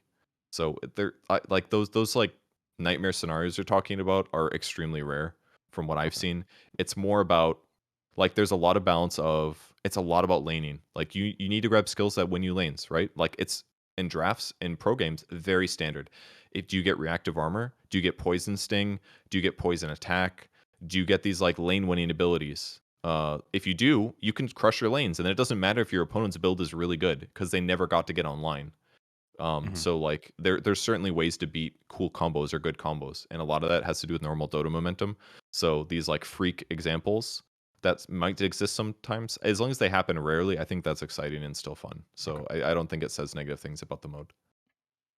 All right, a few more questions, and then we'll get on to trivia. What is your current favorite hero, and what hero would you call your favorite in a prior patch? This question is always really hard for me to answer in all of my years of playing Dota because like I said, I like variety a lot. But I generally I've always really liked Tide a lot is probably the best example. I've always just I generally like I'll talk about the play styles that I like. That's easier for me. I like heroes that have some idiot proof built in, so they're naturally tankier. They do damage by staying alive.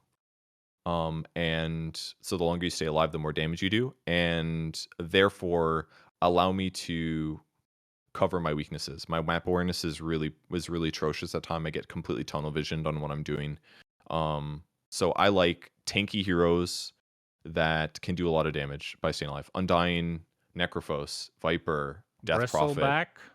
Bristleback is probably another example, yeah, for sure. Those kind of heroes that just stay alive and continue using tools to elongate the fight or do well. Those heroes appeal to me quite well. If I have to play some like anti-mage, Ember Spirit, never make mistakes is the way to win, but as long as you do that, you're fine. Like, I don't like those heroes. They don't appeal to me because I will make a mistake or drop the ball at some point, and then it's like, oh, well, there goes a lot of advantage. So carries, I like Leshrac. I like micro heroes a little bit. Brewmaster type heroes, but not so much lately. That's probably a good overview. Did I answer the question correctly? Yes, Cinderin. I'm actually interested now. What playstyle would you say is your favorite? This is a Purge interview once again, Shannon. You're you're just- doing it wrong. Sorry? I'm curious of your Apologies. answer. I you've will ever answer analyzed though. I think two types. I really like high burst. I think spellcasting is the most fun part of Dota. I like bursty supports like Lion. I like Dawnbreaker because she's super bursty and intense in lane. And then I would say if the simplified version is I like initiating or I like having the burst. So heroes like Clockwork are fun, Sand King, these kind of like targeted stuns that go in and set the scene for the fight. And then a lot of the times they do it at their own expense. I don't mind dying to win a fight. I think it's kind of rewarding to know that you set up your team for success. It's kind of a support mentality, right? So yeah, initiators or heavy burst I think are the most fun. But kind of like Purge, I find myself I'm not really a hero spammer either. I play a lot of Dota, and I have one level 25 Dota Plus hero, and I got it the moment it came out, right? Like I have a wide variety of heroes that are like gold or Which higher, is but the only 25 I have is Clockwork. Purge. You And have then I have 25. 24 in Wyvern. I have like think. a couple 14s or something. Oh yeah, So, that's a lot. just- Variety. Play a lot of different stuff. Kind of like Purge, I think. I get bored if I play the same hero like 20 games in a row. Yeah, same for me. If it's one of the really new heroes, it can be fun for like a day or two. Like when Mars came out, I was just spamming Mars because it was super fun and new. But eventually, over time, it's just diminishing returns for me. So these players that are like level 30 and just keep spamming their own heroes still. It's like, Disgusting I'm filth. just not like that. Yeah, filth. I think I've played almost all heroes over 20 times, basically. There's like 10 heroes I haven't played over 20 times. Purge, let me ask you a So- question here. This is very important. Yeah. Would you say you respect me more after me telling you the following? In Dota 1, which I played for 5 years, and now Dota 2 for over 10 years, I have literally not once played techies. What are your I knew it was thoughts? gonna be techies. Fucking you. Don't give a fuck. All right, like techies great. certainly changes the game or whatever. Different than a lot of other heroes, but like I don't feel the intense passion about techies that many other Dota players do. So you're not a bad person for playing techies. You're a bad person He's for not an ability smurfing. draft, right? But if you don't smurf, like that's fine. But like techies is like whatever, dude. Go play techies. There's counters. There's All right, solutions. Cinderin, back to You have that you. opinion. If techies got really good, I wonder what your breaking point would be. Like Oh, yeah, imagine by it all- was top Yeah, tier. that's then- a better way to say it. Like sometimes if you're like, I intentionally don't play top meta heroes because I think it's unfair, then I'd be like, I respect you more. Like that's a bigger like divination question to me Okay. than whether or But not. don't you play give Shannon that out. He's just gonna justify losing MMR that way. I've Like, lost that's enough why- that's why for I a do. lifetime. That's why I kept picking Centaur when it wasn't good, man. That's why. Centaur was great. Cinder, do you respect me more for not playing techies once? Yeah, a bit. I Thank think. you. I appreciate that. Why? That's why we have a podcast together. Funnily enough, techies was actually my favorite hero for a while in Dota 1. Really? Wow. I was 14, I think. Yeah, that So makes sense. No, but anyway, I think I don't know. Like at the same time, yeah, I respect that you don't play the hero because you don't like what it does to the game, right? So for me, it's not so much about whether the hero is broken or not and whether you're playing it for that, but it's because you don't appreciate the game style that it creates. I can appreciate if you have like that mentality about something and then it's something you care about, right? Sure, I really care about it a lot. I put a lot of thought into that one. Well, Okay. clearly, you haven't played it a single time, so you're specifically avoiding it because you don't like the gameplay, I wouldn't right? actually. I'm not specifically avoid. I just have never had How it is that possible? You don't specifically avoid a hero and don't play it for like 12 years. There is no way. because there's literally no interest in me playing it. That's all it is. It's Have you- complete apathy. Are there other heroes you haven't played before? Yes, Earth Spirit. Why don't you ask me that question? Keeper of the Light. Really? Oracle. Although I've played Oracle and Pog, so I don't know if that counts, guys. So that I think counts. I think those are all That of them. counts. Fog is Is there basically. anything you've never played, Purge? No. Okay.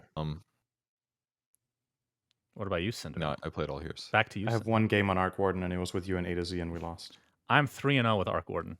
That's Get the only fucking hero wrecked. I've played one game.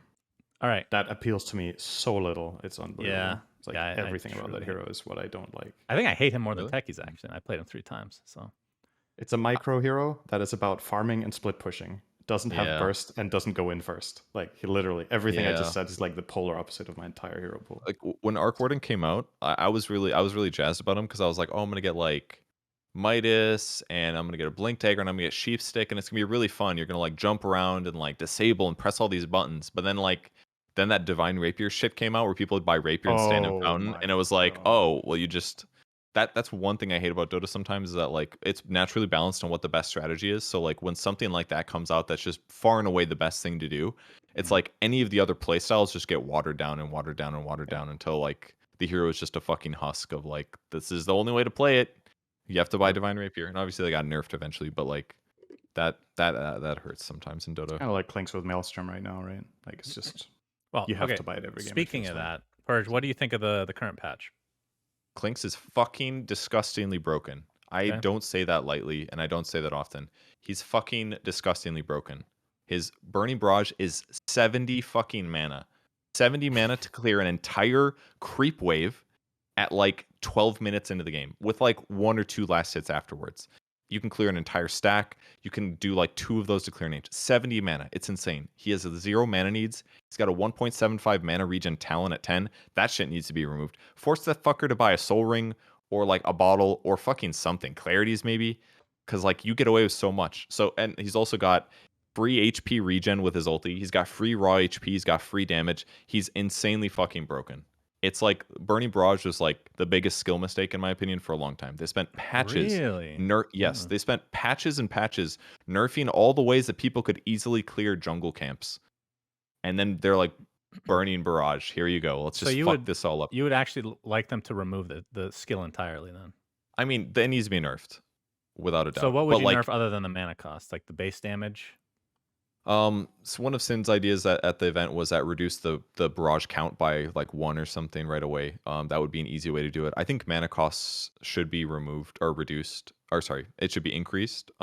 Is an obvious thing. They could reduce the damage a little bit. You know, there's like lots of little different ways you could tweak it, but without a doubt, it's like the fact that you can clear a whole creep wave standing close to your tier 1 tower with no danger, and it only takes like the window to gank him is like 3 seconds there if he comes the same moment that you're waiting. It just like it makes everything too difficult, and like blocking camps is not like the only way to deal with him obviously, but like he's way too good. And obviously there's Pretty other good damn heroes in the busted patch hero, too, right? but like that skill is like legit broken. It's like AoE physical damage.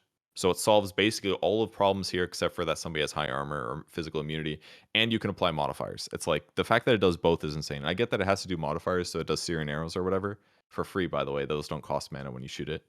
But like the fact that it does both, it basically covers literally all item bases. You can buy literally any item on him. It's like a better version of Acorn Shot or Pengo Swashbuckle, without a doubt. Yep. So aside from Clinks, how do you like the patch? I wish I got home faster so that I could enjoy random stuff a little bit more. But I love the cycling of neutral items. I think that's an exciting way to like create variety. Just remove some, throw some new ones in once in a while. I think that's cool. I don't like this mentality that when a neutral item drops, people just keep them now. They're like, oh well, there's going to be 5 anyways. I naturally should just keep this. There used to be sacrifice and being aware of your teammates in the previous patch. Now it's just like, oh, an Ocean Heart as a support, don't mind if I do. I'm just gonna keep this because there's only 5 items anyways. So I hate when that happens, when I'm playing like carry and like I get the last item and I'm like, but wait, I get priority. Yeah. With that said though, I love getting like a Keen Optic drop as a support. It's like the best fucking feeling in the early game where you're like, oh shit, I get a Keen Optic right now. That shit's cool.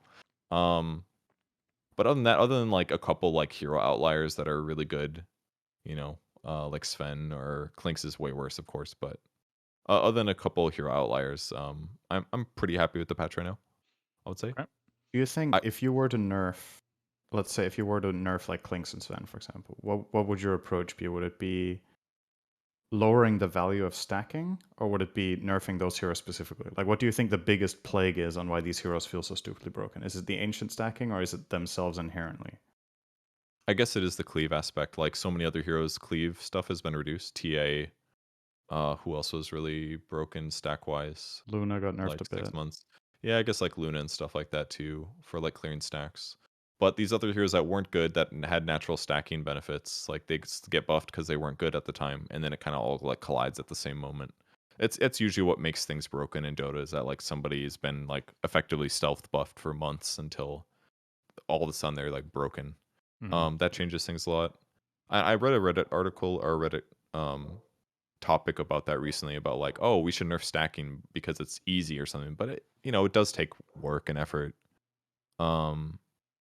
It just, I don't know. I maybe my game understanding isn't high enough to like truly understand how it needs to be fixed, but it's easy for me to look at like top heroes every game and say like they're playing them because they're top heroes, and that's annoying, and it makes my game harder and less fun.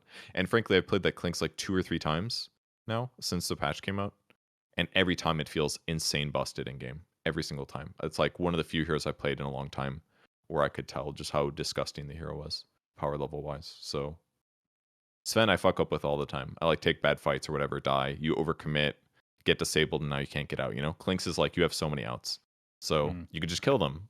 You could Burning Barrage 2 or 3 heroes and they have to run away. You could go invis and run if they have detection. Or you could just tank it. I don't even feel like I had to buy BKB when I play the hero. It's insane. So I don't know. Yeah, probably just nerf top outliers, I guess, and same stuff as always. Put a patch in, nerf the big boys, buff the little guys. And then there'll be a new king that I complain about afterwards.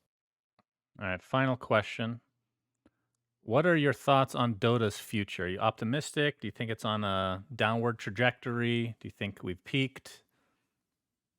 I have mixed feelings right now because last year I was genuinely scared.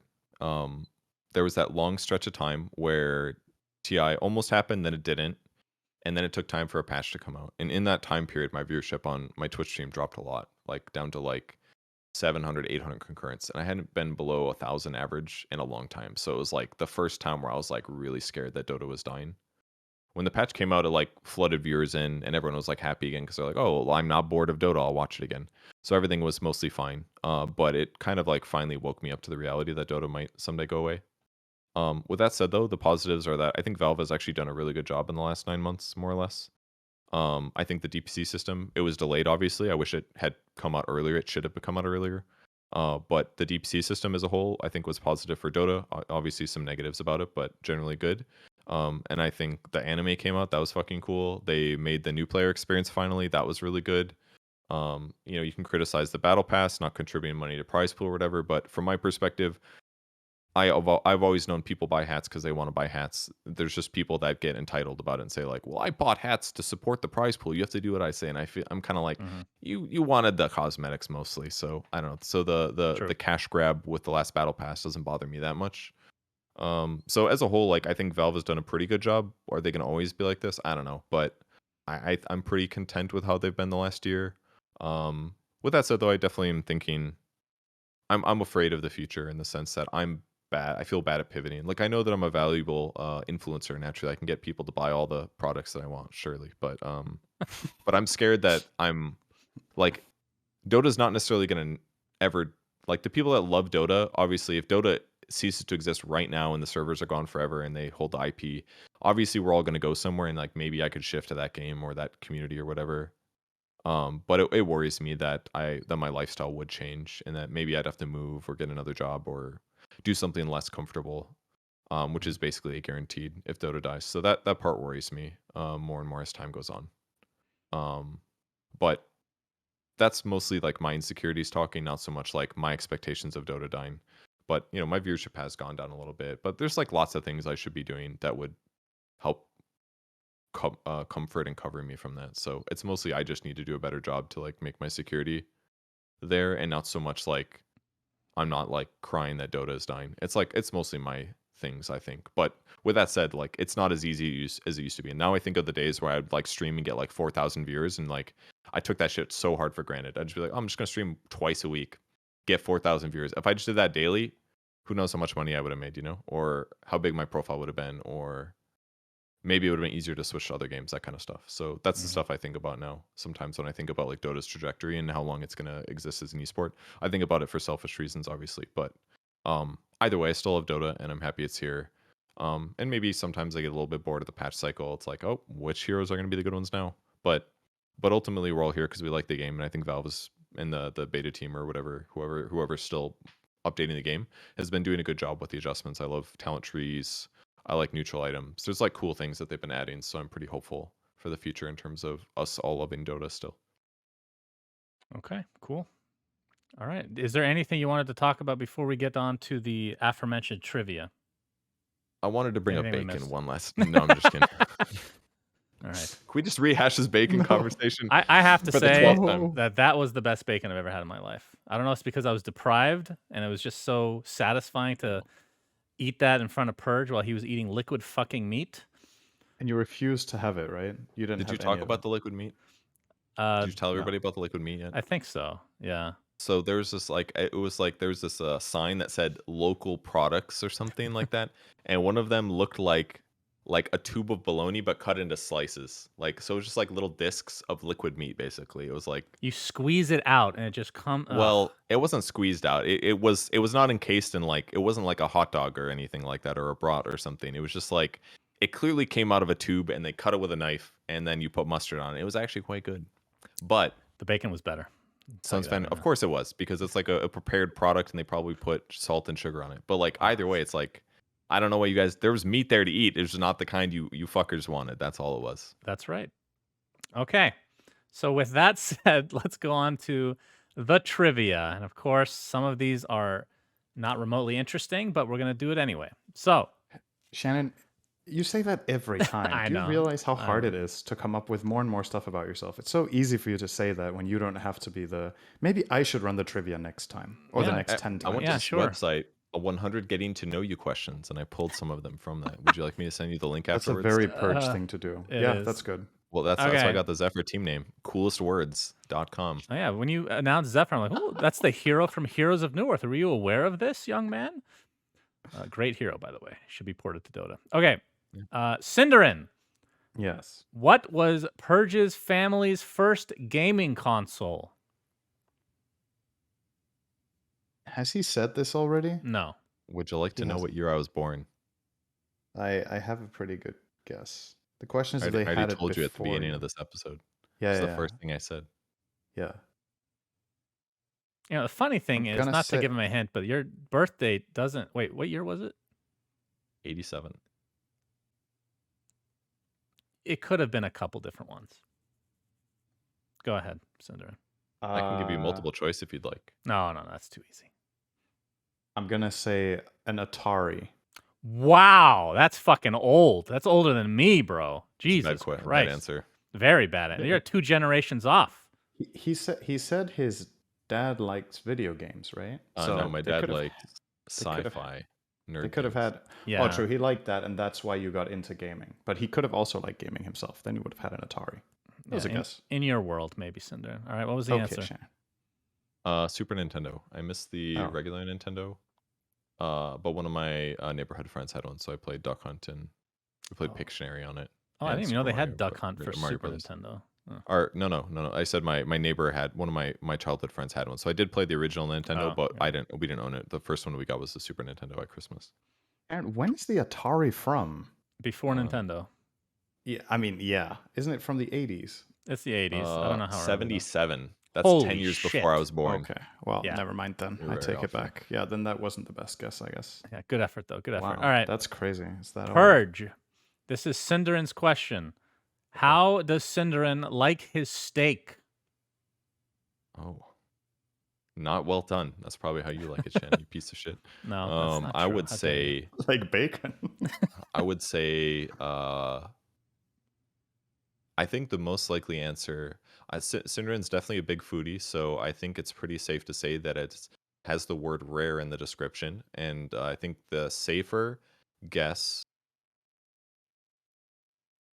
if you were an American foodie, I'd say rare, but maybe you EU people do it different, and like the best you can get is medium rare.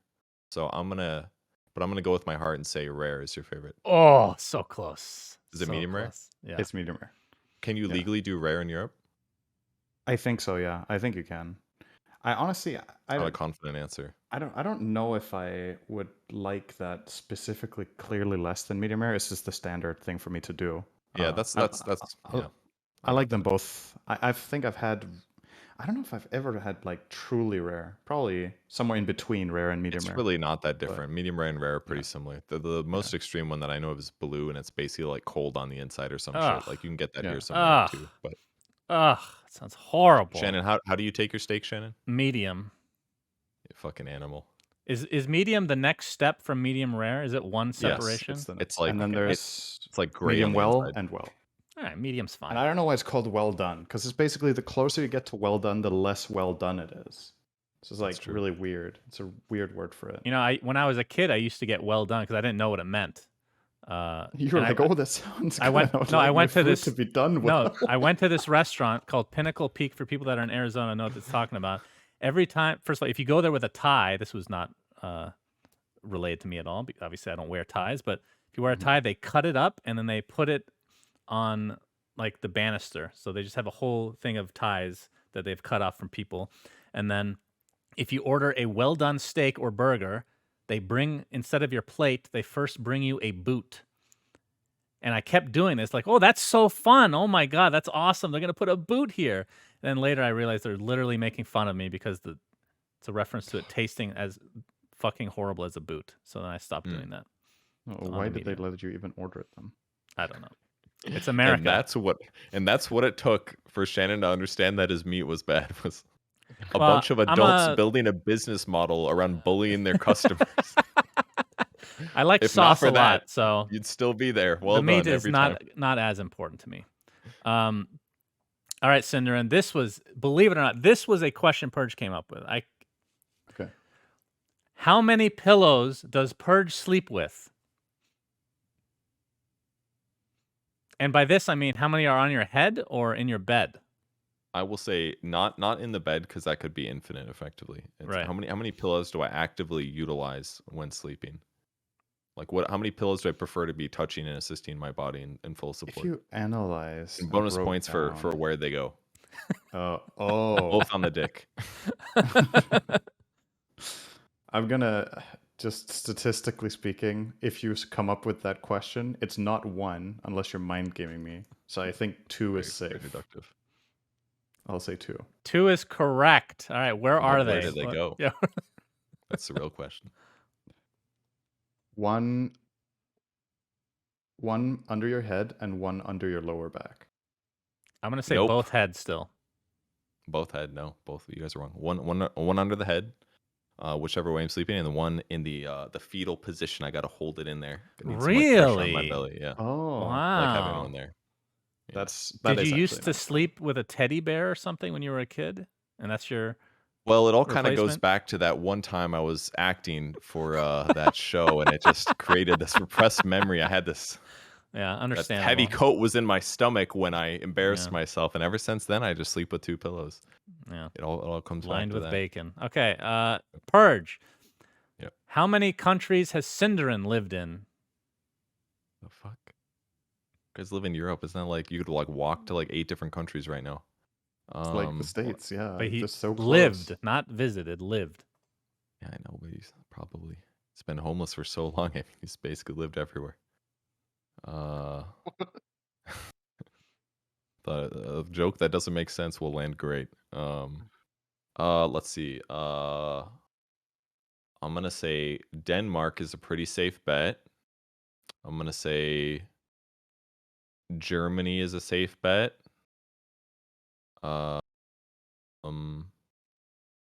Let's throw in a third for a study. No, you weren't studying abroad. You were playing games for a living.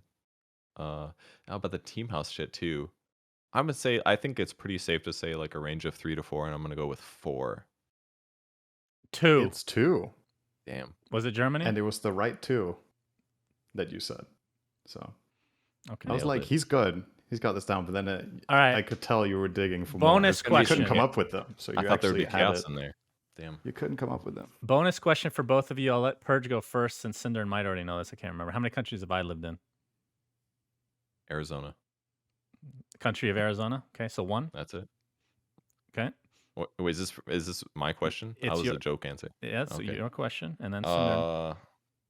Lived in? Yep. Oh. I can 2. give you a clue as to how long I've lived, if that helps. Oh wait, that would give away how many I've lived in. Yeah, I was like, can you tell me how many years you've lived in each country you've lived in? I'll just add. I'll say it's probably 2 to 3, and I'd say 2. Okay, Cinderin. I'm gonna say 3. Okay, it is 3. Can you name them? USA, Iran, and Saudi Arabia. No. Oh. No, wait. One of them is shit. It's So Saudi Arabia is correct. USA, obviously, and then a third. What was it? Canada. I can give you a clue if you'd like. Is it okay? So something tells me it's an island in Central Europe. Okay. Is it Cyprus? Very good, Cinderin. Yeah. 6 months in Cyprus, and by the time I left, I had a British fucking accent. True story. How old were you? Like 7 maybe. Okay. We went because there was the Gulf War, Desert Storm in Saudi Arabia, Iraq area, Middle East in general. So we had to evacuate all U.S. citizens. So we went to Cyprus. Can I share too? Do you guys want to guess how many countries I've lived in? Sure. Let me do the math really quick here. I'm gonna say 1, unless you consider California a country. Shannon, you're really bad at this. You're really fucking bad So at this. Korea, USA, and Okay, that's better. that's probably it. I'll say 2. Have you lived in Canada too? Wisconsin's not. basically Canada, but It's similar. Has a lot of crossovers. I would say 3. what's the Is third? it just the 2? I think just 3. Yeah. Just I 3. lived in the UK for 3 months for a study abroad. UK. Oh, okay. All right. I think it's just Final those 3. question for both of you, both related. Cinderin, what is Purge's dog's name? This is not multiple choice. Not multiple choice. Oh my fucking This is god! You I really mean, if don't you knew know. anything about Purge, you'd know. I even know his fucking Yeah. dog's name. I was like, too easy. It was way too easy. Oh, I'll know it. I've heard it before for sure. But shit. Can give you a clue if you'd like. She's not here. I mean, he's not gonna get a clue on mine either, right? So it's only fair. He might already know yours. Do you have an Yeah, I animal? guess. Yeah, I knew neither of you would get this right. What's your dog called again? Shit. That's it. Shit. I'm blanking. I can't remember. You want to give him a clue? I'll give it, I Shit. guess. It's Yeah, go an ahead. item in Dota. Oh. We can narrow it Okay, down I'll just further look if at you'd the like. items real quick. Okay. Purge, you can go next. What is Cinderin's dog's name? I only sort of remember, like after you said something, I was like, did he get a dog? Oh, that's right. The most common dog name, without a doubt, is Luna. That is the safest bet if I know absolutely nothing. Okay. I'm just gonna go with Luna. I don't think it's right, but it's my like 12% chance of getting it correctly. Incorrect. So close. Cinderin, what's your guess? Even though you got the hint already. Okay, I'll give you a hint. It's a vegetable. Purge. His is a vegetable. Yeah. And technically, Purge's is as well, Cinderin. You guys have some relation there, I suppose. Well, then it's not Midas, because I was kind of thinking about. Midas. Is your dog called Tango? Yeah. Oh, I see. Okay. So I wanted Tango. something that would go on the DL for normies. They wouldn't like know that it was a nerdy ass game name, you know. Oh, that's good. That's a good dog name. I feel like we could ask the Cinderin dog question every guest episode and nobody's going to get it right. Do you post anything on social media, Syndrin? I do. I've posted a couple of pictures of my dog. It has its own Instagram that's run by On Marina, Twitter? though. Oh, that's why. Yeah, it's all on Instagram. I Yeah. don't use Instagram that much. Same. Name a Except for vegetable. dog photos, actually. Name a vegetable that you would be disgusted taking a bite out of. Artichoke. Did you name your dog Artie? Really? Artichoke. Artie? No. Last A guess. vegetable I'd be disgusted taking a bite out of. You're not a good weather vane here for this. All right, so But, you can give a hint if you'd like. What I don't know color how is I the would give a vegetable? hint about this. What color is the vegetable if it's not obvious? It's Is a that enough? vegetable that is used in almost any cooking you can think of. Onion. Western. Yeah. Onion. The Did you Danish word for onion. Okay, I was gonna say I was like a fucking terrible dog. I'm not called Onion. I think onion would be a really bad dog name, but the Danish one is Løg, which is a lot better for a dog. Lloyd. Okay. Kind of sounds like Lloyd. Okay. Like Right. Lloyd. It's a good that's- dog call. Okay. Yeah. Onion. Anyway, I always we don't I call always him Onion. I always That's thought Shannon. like Shan is the what- only person in the world that calls my dog Onion. He does it all the time, so people think it's called Onion. It's actually really annoying. Are there any other dog names that you think would be bad? Like, because I always think of like what I would sound like when I'm yelling at my dog at a dog park, and I always thought the worst name would be like pickles. To like a word that just doesn't sound good angry. You'd be like, pickles, come here. I have Damn it, one for pickles. you. That I've screamed in a parking lot before and offended women. Bacon. Horse. If you say it really loud from a distance, it sounds like whore. So Oh yeah. Or whores. whores, plural. yes, multiple. There's many women that were offended by that one. Okay, That's so. so That's a bad dog name. That is a really bad dog. that brings us to the end of episode 119. Purge, thank you for coming on as a guest. Do you have any final words for everybody out there? No. Okay, thanks I a love lot. That. That's so good. Until next time, Suns fan, That's my spirit Cinderin, animal right and there. Purge signing out. Goodbye. Bye. We say things that don't mean anything, but thanks for listening.